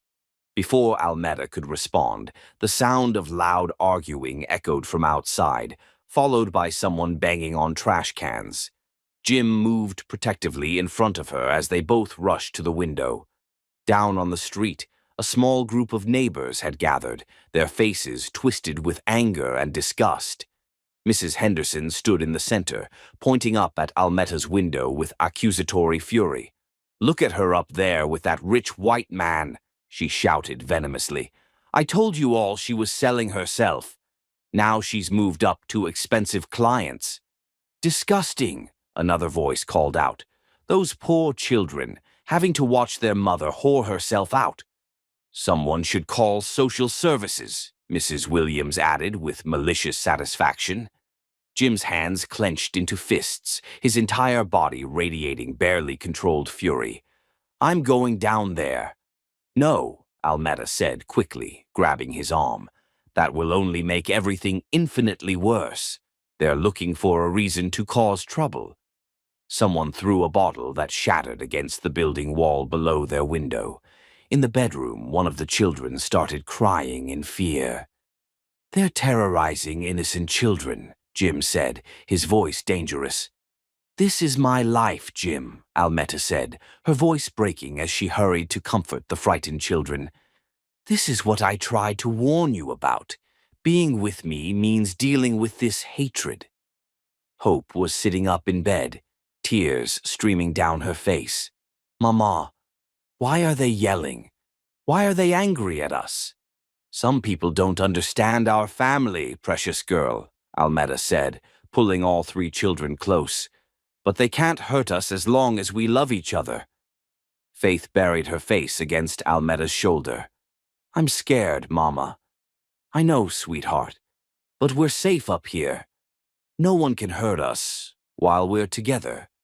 Jim stood in the doorway watching the woman he loved comfort 3 terrified children while an angry mob gathered outside their home, and something fundamental shifted inside him. This wasn't just about his feelings anymore. This was about protecting a family that had become his heart and soul. "I have an idea," he said quietly, when the children had finally fallen back asleep. "But you're not going to like it." "What kind of idea?" Almeda asked warily. "Move in with me," he said simply. "All 4 of you. My penthouse has 3 spacious bedrooms, security that won't let anyone near you. The children could have their own rooms, proper beds, a safe place to play." "Absolutely not," Almeta said immediately. "Jim, I can't be your kept woman. That would only prove what everyone already believes about me." "Then marry me," he said, the words escaping before he could stop them. The silence that followed was deafening. Almeta stared at him like he'd sprouted wings. "You're completely insane," she whispered finally. "We've known each other for 3 weeks." "I've loved you for 8 months," he countered. "And not just loved the idea of you, but loved the reality of who you are. I've seen you at your most vulnerable, most overwhelmed, and I've never been more certain of anything in my entire life. Marriage is about more than love, Jim. It's about compatibility, about building a life together, about choosing to love someone every day for the rest of your life," he interrupted, "about putting their needs above your own, about protecting and cherishing them no matter what the world throws at you. Tell me you haven't felt that. Tell me you don't love me too." Almeda closed her eyes, feeling the weight of loneliness and struggle pressing against the hope that bloomed whenever she looked at him. "Of course I love you. How could I not? But Jim, loving you and building a life with you are 2 entirely different things." "Are they?" he asked gently. "Because when I imagine my future, all I see is you and hope and faith and Isaiah. I see birthday parties and Christmas mornings and helping with homework and growing old with you, falling more in love with you every year. The picture he painted was so beautiful that it made her chest ache with longing. What about your business? Your social life? My business runs itself. My social life was empty anyway, Jim said firmly. The only expectations that matter now are the ones I have for our family. Our family, Almetta repeated softly. Our family, he confirmed. You, me, Hope, Faith, Isaiah, and maybe someday a little brother or sister for them to love and protect. The image of a baby with Jim's blue eyes and her smile, surrounded by Hope's careful attention, Faith's infectious joy, and Isaiah's gentle songs, was almost too perfect to bear. This is completely crazy, she said, but there was less conviction in her voice now. The best things usually are, Jim replied, moving closer. Almetta, I'm not asking you to decide tonight. I'm just asking you to think about it. To consider that maybe some love stories are meant to overcome impossible odds. Outside, the crowd was finally dispersing, but the broken glass remained as a reminder of the hatred they'd face. Inside, 3 children slept peacefully, trusting that the adults who loved them would keep them safe. I need time, Almetta said finally. Take all the time you need, Jim assured her. But while you're thinking, remember this. I'm not offering to rescue you. I'm asking if you'll save me one more time, because without you, without this family, I'm just a man with money and no heart to spend it on. As he prepared to leave, Jim kissed her forehead with infinite tenderness. I love you, Almetta L. Smith, he said against her skin. And I love Hope and Faith and Isaiah like they were my own blood. That's not going to change whether you marry me tomorrow or never. That's just who I am now. After he left, Almetta sat in her tiny living room, touching her grandmother's locket and thinking about the man who'd entered their lives like answered prayer. The smart thing would be to protect herself, to remember that fairy tales didn't happen to girls like her. But as she looked at the 3 sleeping children who'd taught her that love could transform anything, she wondered if maybe it was time to stop being smart and start being brave. Chapter 8. The Breaking Point. The knock came at 8:17 a.m. on a Tuesday morning that had begun like any other. Almetta had just finished feeding the children breakfast, oatmeal sweetened with brown sugar packets she'd saved from the restaurant, when 3 sharp, official raps echoed through their tiny apartment like gunshots. Through the peephole, she saw 2 women in crisp business suits, holding clipboards and wearing expressions of professional concern. Her blood turned to ice water. She'd seen those suits before, in the foster homes of her childhood, in the nightmares that still jolted her awake in cold sweats. Child Protective Services. Can I help you? She asked through the door, her voice steadier than her trembling hands. Miss Smith?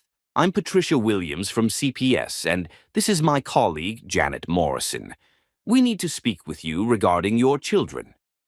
Almetta's heart hammered against her ribs as she slowly opened the door, positioning herself to block their view of the children, who were still at the kitchen table. Hope had gone very quiet, her serious eyes fixed on the strangers with uncanny perception. Faith continued chattering to her stuffed elephant, oblivious to the approaching danger. Isaiah had stopped his morning humming entirely. What's this about? Almetta asked, though she already knew with sickening certainty. Someone had called them, someone who'd seen Jim coming and going, who'd decided that a poor black woman with 3 children and a wealthy white man could only mean one thing. We've received multiple reports over the past several months about your living situation, Patricia said, her voice professionally neutral, but her eyes already cataloging every detail of the small apartment. The complaints have escalated recently, with concerns about the children's welfare, the adequacy of care, and alleged inappropriate behavior in the home. Inappropriate behavior? Almetta's voice rose slightly before she caught herself. Getting angry would only make things infinitely worse. Reports suggest you may be entertaining men for money while the children are present, Janet said, her tone suggesting she'd rather be anywhere else on Earth. We're required to investigate any claims that children might be exposed to prostitution. The word hit Almeta like a physical blow to the stomach. She'd known this day might come, had prepared for it in her darkest moments, but hearing it spoken aloud in front of her children made her feel violently ill. "That's not what's happening here," she said firmly, fighting to keep her voice level. "Jim Rodway is a friend who's been helping us. There's nothing inappropriate about our relationship." "Jim Rodway?" Patricia's eyebrows shot up. "The businessman?" "Ms. Smith, surely you understand how this appears. A man of his wealth and status, spending time with a woman in your circumstances." "My circumstances?" Almeta's temper flared despite her efforts to stay calm. "You mean being poor? Since when is poverty a crime?" "Mama?" Hope's small voice came from behind her, carrying a note of fear that broke Almeta's heart. "What's wrong? Who are these ladies?" Patricia and Janet exchanged a meaningful look. "We need to see the children, Ms. Smith, and we need to inspect the living conditions thoroughly." Almeta had no choice but to step aside. The women entered her tiny apartment, and she watched their faces as they took in the reality of their life. The second-hand furniture, the makeshift sleeping arrangements, the clothes hanging in the bathroom. Everything she'd worked so hard to make warm and loving suddenly looked shabby and inadequate through their professional eyes. "Hello there," Patricia said to Hope, with the fake brightness adults used when they were about to destroy a child's world. "I'm Patricia. Can you tell me your name?" Hope looked at Almeta for permission before speaking. "Hope. And that's Faith and Isaiah. They're my brother and sister." "And who takes care of you, Hope?" "Mama does," Hope said with simple certainty that made Almeta's heart swell and break simultaneously. "She loves us bigger than the whole world." Janet was taking notes, examining the kitchen, checking the locks on the windows with methodical precision. "Miss Smith, can you provide documentation of your income, proof that you can adequately provide for 3 children?" "I work 3 jobs," Almeta said, moving protectively closer to the children. "I provide everything they need." "The apartment seems overcrowded. Do the children have adequate sleeping arrangements?" Almeta gestured to the bedroom where she'd carefully arranged sleeping spaces. It wasn't perfect, but it was clean, safe, and filled with love. "This is temporary," she said. "I'm saving for a larger place." "We need to ask some questions about the man who's been visiting," Patricia said, sitting at the children's eye level. "Hope, sweetie, can you tell me about the man who comes to visit your mama?"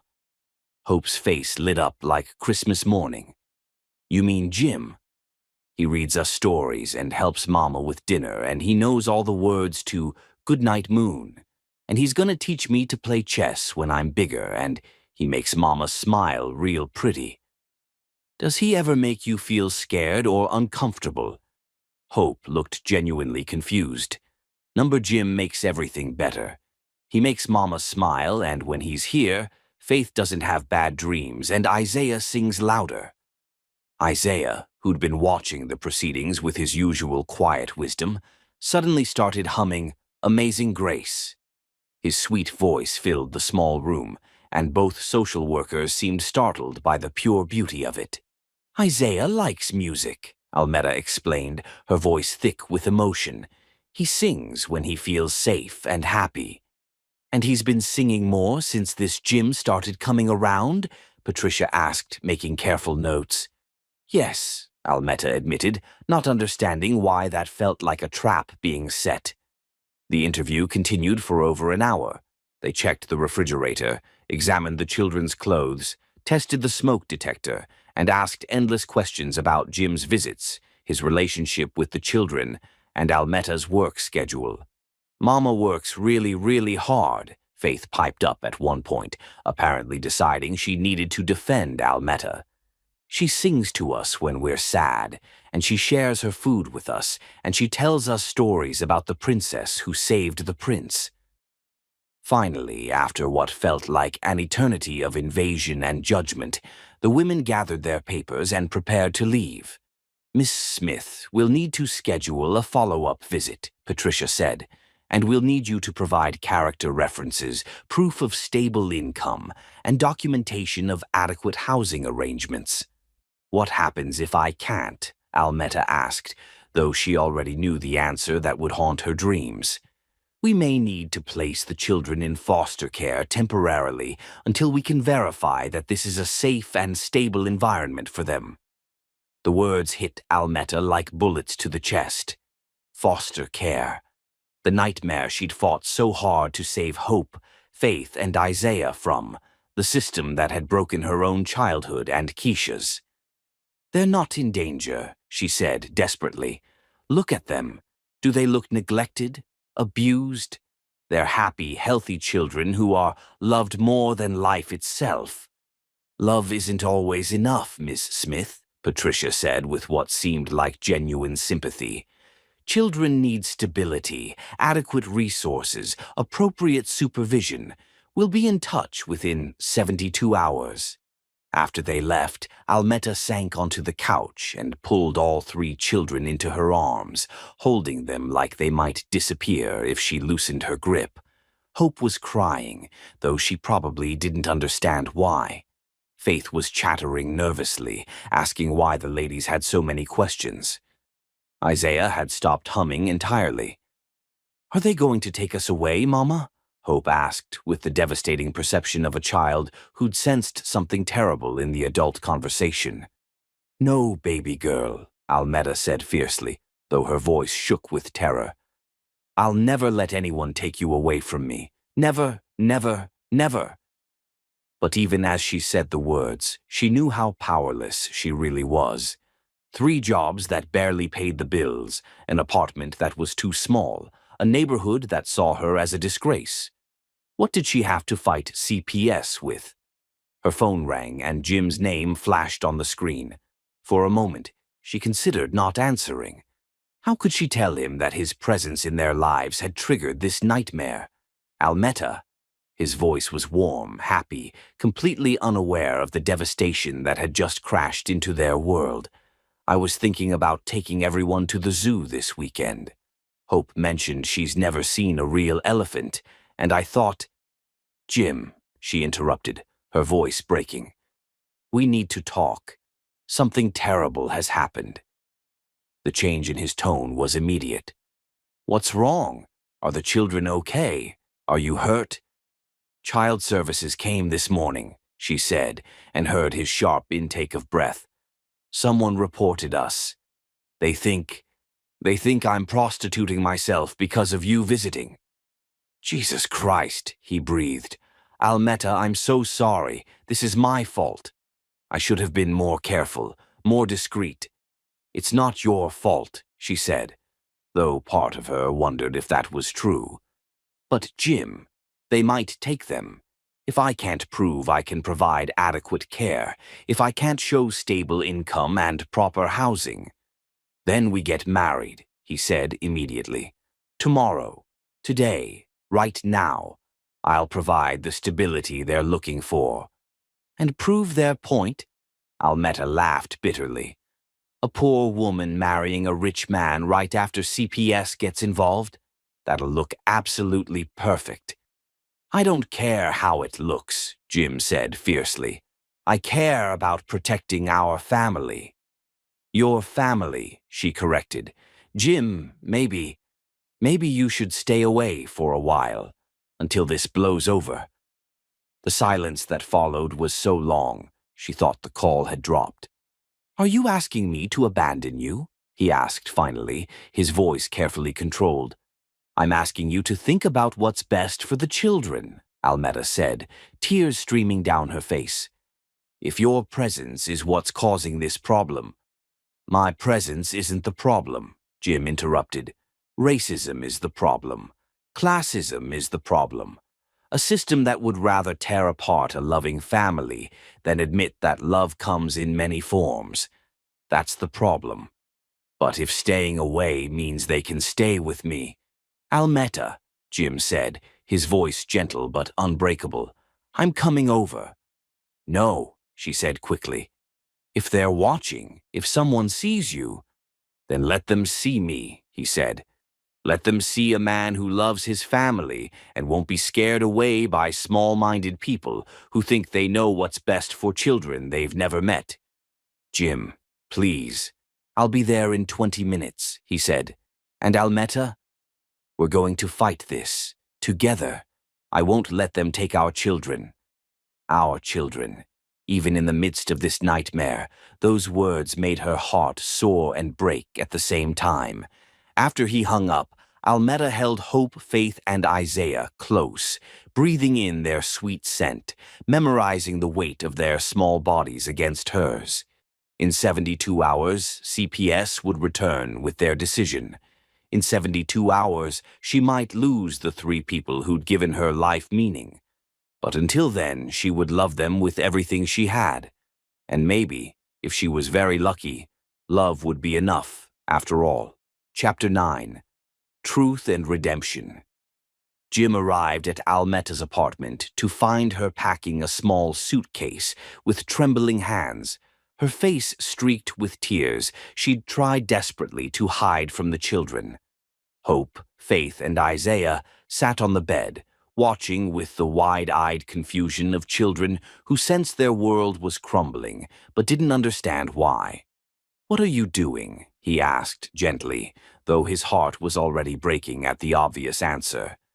"Getting ready," Almeta said without looking up, folding the children's few clothes with mechanical precision. "If they come back and decide to take them, I want their things prepared.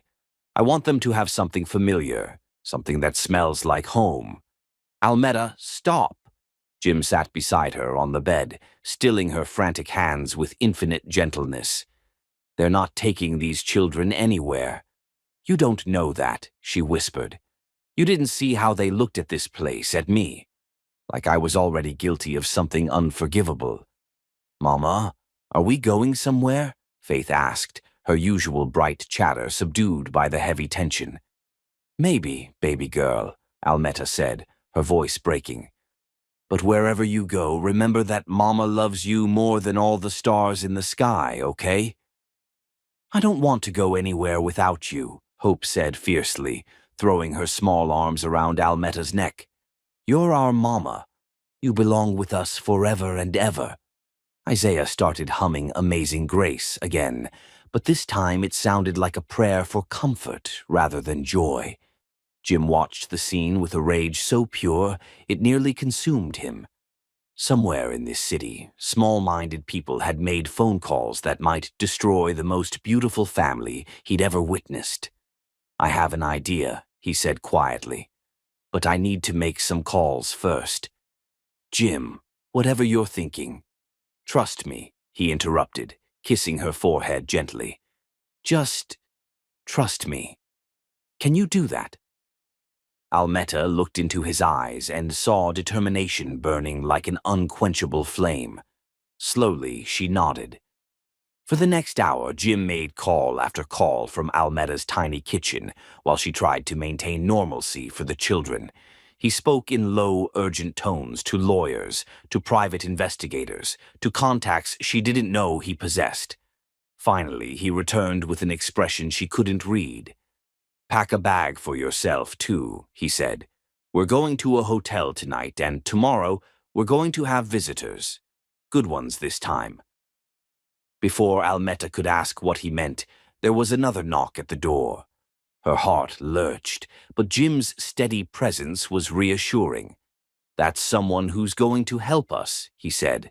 Almeta opened the door to find an elderly African-American woman with kind eyes and silver-streaked hair, holding a worn cardboard box and looking determined. "Are you Almeta Smith?" the woman asked. "I'm Dorothy Washington. I was Keisha's aunt." The world tilted sideways. Almeta gripped the doorframe, staring at this stranger who might hold the key to everything. Keisha's aunt, she managed. She never mentioned. We lost touch when she was young, Dorothy said sadly. Family troubles, pride, stupid disagreements that seem so small now. I only learned about her death recently when I hired someone to help me find her. She looked past Almetta to where Hope, Faith, and Isaiah peeked out from behind the couch, and her face crumpled with joy and grief. "Oh, my Lord," she whispered, tears streaming down her face. "They look just like her. That little girl has Keisha's exact eyes, and the boy has her smile." "How did you find us?" Almetta asked, still reeling. "I hired Mr. Blake, the same investigator this gentleman uses," Dorothy said, nodding at Jim. "He's been helping me search for family for months. When he connected our cases and told me about your situation, about what people were saying, about the threats from child services, I knew I had to come forward immediately." She held up the cardboard box with reverence. Keisha's birth certificate, hospital records from when the babies were born, letters she wrote to me that I was too stubborn to answer. And this. Dorothy pulled out a cell phone and pressed play on a video. Suddenly, Keisha's voice filled the tiny apartment, young and scared but determined. "Aunt Dorothy, I know you probably won't get this message, but if something happens to me, I need you to know about my babies. Hope, Faith, and Isaiah, they're the most beautiful children in the world, and I love them more than life itself. If I die, my best friend Almetta promised to take care of them. She's the only family I trust, the only person who loved me unconditionally. Please don't let the state separate them. Please help Almetta keep them together. She's more their mother than I ever got the chance to be." Almetta sank onto the couch, tears streaming down her face as Keisha's voice continued, describing each child's personality, their favorite songs, their fears and dreams. "There's more," Dorothy said gently, sitting beside Almetta. "Medical records, DNA tests Keisha had done to establish paternity, letters of recommendation from doctors and neighbors who knew what kind of mother she was trying to be." "Why are you sharing this with us?" Jim asked. Dorothy looked at him with the piercing gaze of a woman who'd lived long enough to recognize truth. "Because I've spent weeks learning about what happened to these babies after Keisha died. I know about the sacrifice this young woman made, taking on 3 children when she could barely feed herself. That makes you more family than blood ever could." Hope had crept closer during the conversation, her serious eyes fixed on Dorothy. "Are you our real grandma?" she asked with the directness of a child. Dorothy's face lit up with wonder. "Would you like me to be, sweetheart?" "We don't have a grandma," Faith said, joining her sister. "Just Mama and Jim and each other." "Well, now you have a grandma too," Dorothy said, her voice thick with emotion. Isaiah, who'd been listening with his usual quiet intensity, suddenly walked over to Dorothy and climbed into her lap. He began humming Amazing Grace again, but this time it sounded like pure celebration. "He does that when he feels safe," Almetta explained, wonder in her voice. "Smart boy," Dorothy said, stroking his hair. "Music tells the truth when words aren't enough." The next morning, Dorothy made good on her promise. Armed with legal documents, photographs, and righteous fury, she visited every person who'd spread rumors about Almetta. She went to Mrs. Henderson's house, to the church where gossip had flourished, to the corner market where the clerk had been so cruel. Over the following week, a few shamefaced neighbors began appearing at Almetta's door. Mrs. Patterson from church brought a casserole and a quiet apology. The store clerk offered a small gift card and mumbled words about being too quick to judge. Mrs. Williams came downstairs with red eyes, though several other neighbors remained hostile and unconvinced.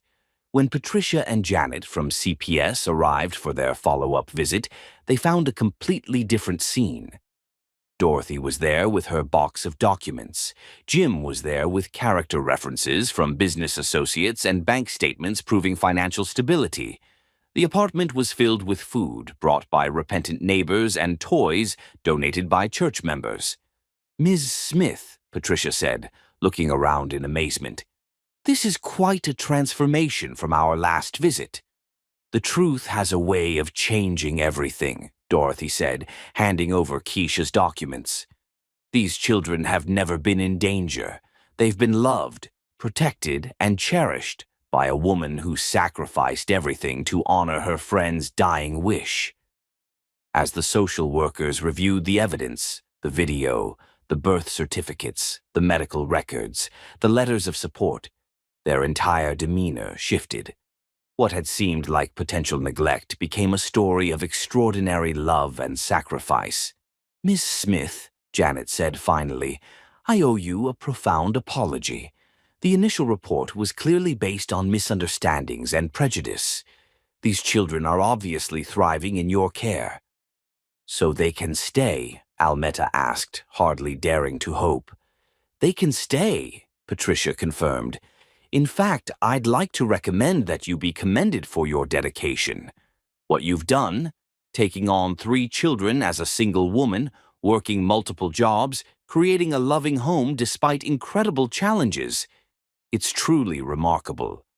As the CPS workers prepared to leave, Hope stopped them. "Patricia," she said, tugging on the social worker's jacket. "Yes, sweetheart." "Mama told us you were here to make sure we were safe and loved," Hope said with her usual serious demeanor. "Well, we are. We're really, really loved. So thank you for checking, but you don't have to worry about us anymore. We're exactly where we belong." After everyone left, the small apartment felt different, not just because of the gifts and food, but because the weight of judgment and fear had finally lifted. Almetta sat on the couch with all 3 children in her arms, marveling at how quickly a nightmare could transform into a miracle. "So," Jim said, sitting beside them with a smile that lit up his entire face, "I believe someone mentioned something about a wedding. Is that a proposal, Mr. Rodway?" Almetta asked, her heart soaring with joy and hope. "That's a promise, Miss Smith," he replied, pulling her close. "A promise that you'll never face anything alone again, that these children will have everything they need and more, and that love really can conquer all." Hope looked up at them with those wise, serious eyes. "Does this mean Jim gets to be our daddy for real?" "If that's what you want, sweetheart," Jim said gently. "I want," Faith announced immediately. "And Isaiah wants too, don't you, Isaiah?" Isaiah's response was to start humming the wedding march, though Almetta was fairly certain he'd never heard it before. Some things, she thought, the heart just knew. As the afternoon sun streamed through their windows, Almetta reflected on the journey that had brought them here. From a stormy night and a car wreck to a love that had weathered every storm society could throw at them. The truth had set them free.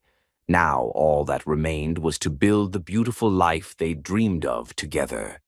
Chapter 10. Love's Greatest Triumph. 6 months later, on a perfect spring morning when the world seemed painted in pure hope and golden sunlight, Almetta L. Smith stood before the mirror in the bridal suite of Sacred Heart Church, hardly recognizing the radiant woman staring back at her. The dress was breathtakingly simple yet stunning. Ivory silk that Jim had lovingly insisted on purchasing, with delicate pearl beading that caught the light like captured starlight. Dorothy had spent hours arranging Almetta's hair into an elegant updo, weaving in baby's breath and the small pearl pins that had belonged to Keisha. Around her neck, her grandmother's locket rested against her heart, finally returned to where it belonged. But it wasn't the dress or the expertly applied makeup that transformed her appearance. It was the luminous radiance that came from a heart finally at complete peace, a soul that had found its perfect match. "You look like a real princess, Mama," Hope said from behind her, carefully holding Faith's hand while Dorothy finished adjusting her flower girl dress. "The most beautiful princess in the whole entire world," Faith added, bouncing with barely contained excitement. and Jim gets to be your prince forever and ever." Isaiah, devastatingly handsome in his tiny black tuxedo, was practicing walking slowly like Dorothy had patiently taught him, carrying the satin pillow with their rings. He'd been humming, "Here Comes the Bride," all morning, his sweet voice filling the room with pure joy. "Are you ready for this momentous day, child?" Dorothy asked, stepping back to admire her handiwork with pride. In the months since she'd entered their lives, Keisha's aunt had become the grandmother the children had never known, and the mother figure Almetta had lost too young.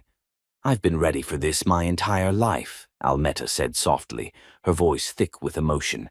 "I just didn't know it until a storm brought us together." A gentle knock interrupted their preparations, and Jim's best man, Thomas Blake, peeked inside. "Ladies, we're ready to begin." Jim's pacing a hole in the sanctuary floor, and I genuinely think he might faint if we make him wait much longer. Almetta laughed, her heart swelling with overwhelming love for the man who'd proven that fairy tales could come true for girls like her. "Tell him I'll be right there." The music began. The wedding march played on the church's old organ with heartfelt reverence, and Almetta felt her heart begin to race with anticipation. Through the slightly open door, she could see the sanctuary filled with people she'd never imagined would be there. Neighbors who'd once whispered cruel things now sat in the pews with genuine smiles. Mrs. Patterson and the other church ladies had spent days decorating with fresh flowers and flickering candles. But most importantly, Jim was there, standing at the altar in his perfectly tailored black tuxedo, looking more handsome than any man had a right to be, his storm-blue eyes searching desperately for her. When their gazes met, he smiled, that brilliant, heart-stopping smile that had become her favorite sight in the entire world. "Ready, my precious angels?" Dorothy asked, gathering the children with loving care. Hope walked first, scattering rose petals with serious concentration. Faith skipped beside her, giggling and waving at everyone she recognized. Isaiah followed with solemn dignity, carrying the rings with such careful reverence that several people in the congregation murmured appreciatively. Then it was Almetta's turn. She walked down the aisle alone, by deliberate choice. She'd raised herself, saved herself, and fought for her family by herself for so long. Today she was choosing to share her life not because she needed rescuing, but because she'd found someone worthy of her strength. Every step brought her closer to Jim, and with each one she remembered the incredible journey that had brought them here, the storm that had nearly taken his life but given them both a future beyond imagination. The months of searching and longing, the challenges they'd faced together, the judgment they'd overcome, the love that had grown stronger with every obstacle. When she reached the altar, Jim took her hands in his, and she could see tears of pure joy shining in his beautiful eyes. "You came," he whispered, just for her ears. "I promised I would," she whispered back, remembering another promise she'd made in a wrecked car on a stormy night. "I told you that you wouldn't be alone, and I meant it with my whole heart." Pastor Williams began the ceremony with eloquent words about love conquering all obstacles, about the beauty of chosen family, about the miracle of two souls finding each other across impossible odds. But Almetta barely heard his words. She was lost in Jim's eyes, in the feeling of his strong hands holding hers, in the knowledge that after today, she would never be alone again.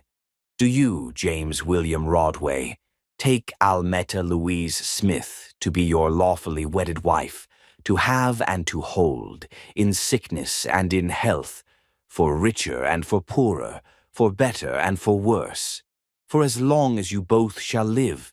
"I do," Jim said, his voice strong and clear, carrying to every corner of the sanctuary. "With all my heart, for all my life, forever and always I do."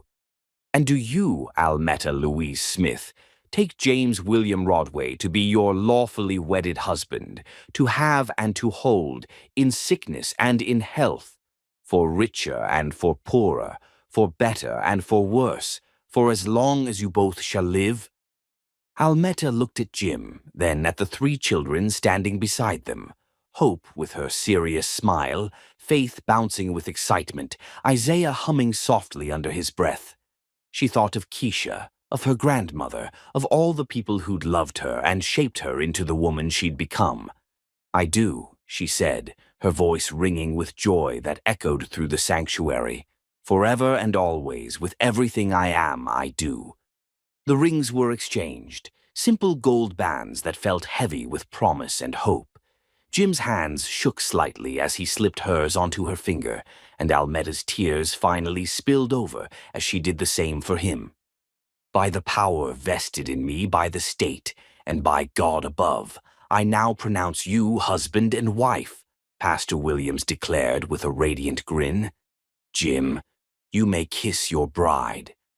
Jim cupped Almetta's face in his hands, his thumbs gently wiping away her tears of pure happiness. "I love you, Mrs. Rodway," he said softly. "I love you too, Mr. Rodway," she replied, her heart so full she thought it might burst with joy. Their kiss was tender, passionate, and full of promise for all their tomorrows. It lasted long enough for the congregation to cheer enthusiastically, for the children to clap excitedly, and for both of them to remember why they'd fought so hard to reach this perfect moment. The reception was held in the church fellowship hall, transformed with twinkling white lights and spring flowers into something absolutely magical. Jim and Almetta danced their first dance to "At Last" by Etta James, swaying together as if they were the only two people in the universe. "Any regrets?" Jim asked as the song ended. "Only one," Almetta said, and his face fell until she smiled mischievously.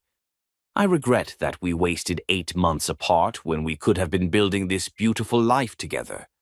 "We weren't ready then," Jim said wisely. "You needed to become the incredible mother you are, and I needed to learn what really mattered in life. Everything happened exactly when it was supposed to." Later, as the celebration wound down and the children fell asleep in chairs decorated with ribbon and flowers, Jim and Almetta stood together watching their wedding guests. Some former enemies turned friends, strangers turned family, and a community slowly learning to choose love over judgment, though they knew some neighbors would never change their hearts. "What happens now?" Almetta asked, leaning against her husband's strong chest. "Now we go home," Jim said, kissing the top of her head tenderly. "To our real home, where Hope can have her own room with towering bookshelves, where Faith can dance without bothering neighbors, where Isaiah can have a piano to play his music on." "And where we can start our new life together," Almetta added, thinking of the beautiful penthouse that would soon be filled with children's laughter and love.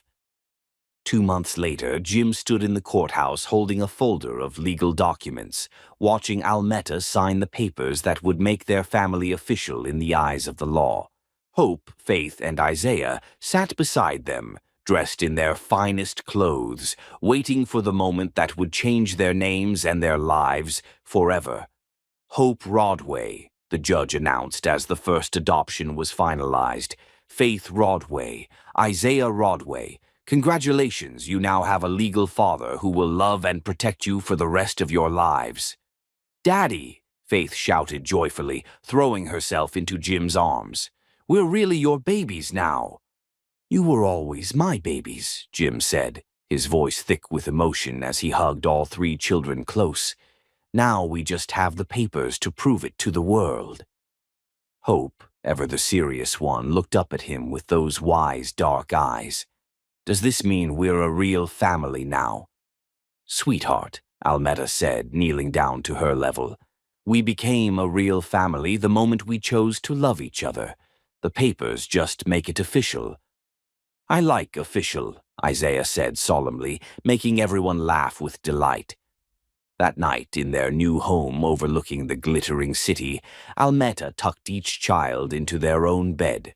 Real beds with matching furniture and windows that looked out over lights that stretched to the horizon. She sang them the same lullabies she'd always sung, but tonight they sounded like celebration instead of comfort. When she finally joined Jim in their bedroom, he was standing by the window with a strange, wonderful expression on his face. "What are you thinking about?" she asked, wrapping her arms around him from behind. "That night in the storm," he said quietly. "If someone had told me then that losing control of my car would lead to this, to you, to our children, to the happiest I've ever been in my life, I never would have believed it possible." "Maybe that's how miracles work," Almeta said, turning in his arms. "They disguise themselves as disasters until we're brave enough to see the blessing hiding inside." Jim kissed her then, soft and deep and full of the passion that had been building between them for months. When they finally broke apart, both breathless, he rested his forehead against hers. "I have something wonderful to tell you," Almeta said, her voice trembling with excitement and nervous anticipation. "What is it, my love?" She took his hand and placed it on her still flat stomach, watching his face as understanding dawned like sunrise. "We're going to have a baby, Jim. Our baby." The joy that transformed his expression was like watching the sun rise over paradise. He lifted her off her feet, spinning her around their bedroom while she laughed with pure happiness. "A baby," he repeated wonderingly. "Our son or daughter." "Are you happy?" she asked, though his face already gave her the answer. "Happy doesn't begin to cover it," Jim said, setting her down gently and placing both hands protectively on her stomach. "A little brother or sister for Hope, Faith, and Isaiah. A baby who'll grow up knowing nothing but love and security and family." "A baby who'll have the most amazing father in the world," Almeta added, tears of joy streaming down her face. Later, as they lay in each other's arms, Jim traced gentle patterns on Almeta's skin and marveled at the incredible journey that had brought them here. From a car crash in a storm to a penthouse filled with love. From strangers to soulmates. From broken to beautifully, completely whole. "Do you think they'll be happy?" Almeta asked sleepily. "Hope, Faith, and Isaiah." "About the baby?" "They'll be absolutely thrilled," Jim assured her. "Hope will want to teach the baby to read before they can walk. Faith will sing to them constantly, and Isaiah will probably compose original lullabies." "What do you think we should name them?" Almeta asked. "If it's a boy," Jim said thoughtfully, "maybe James.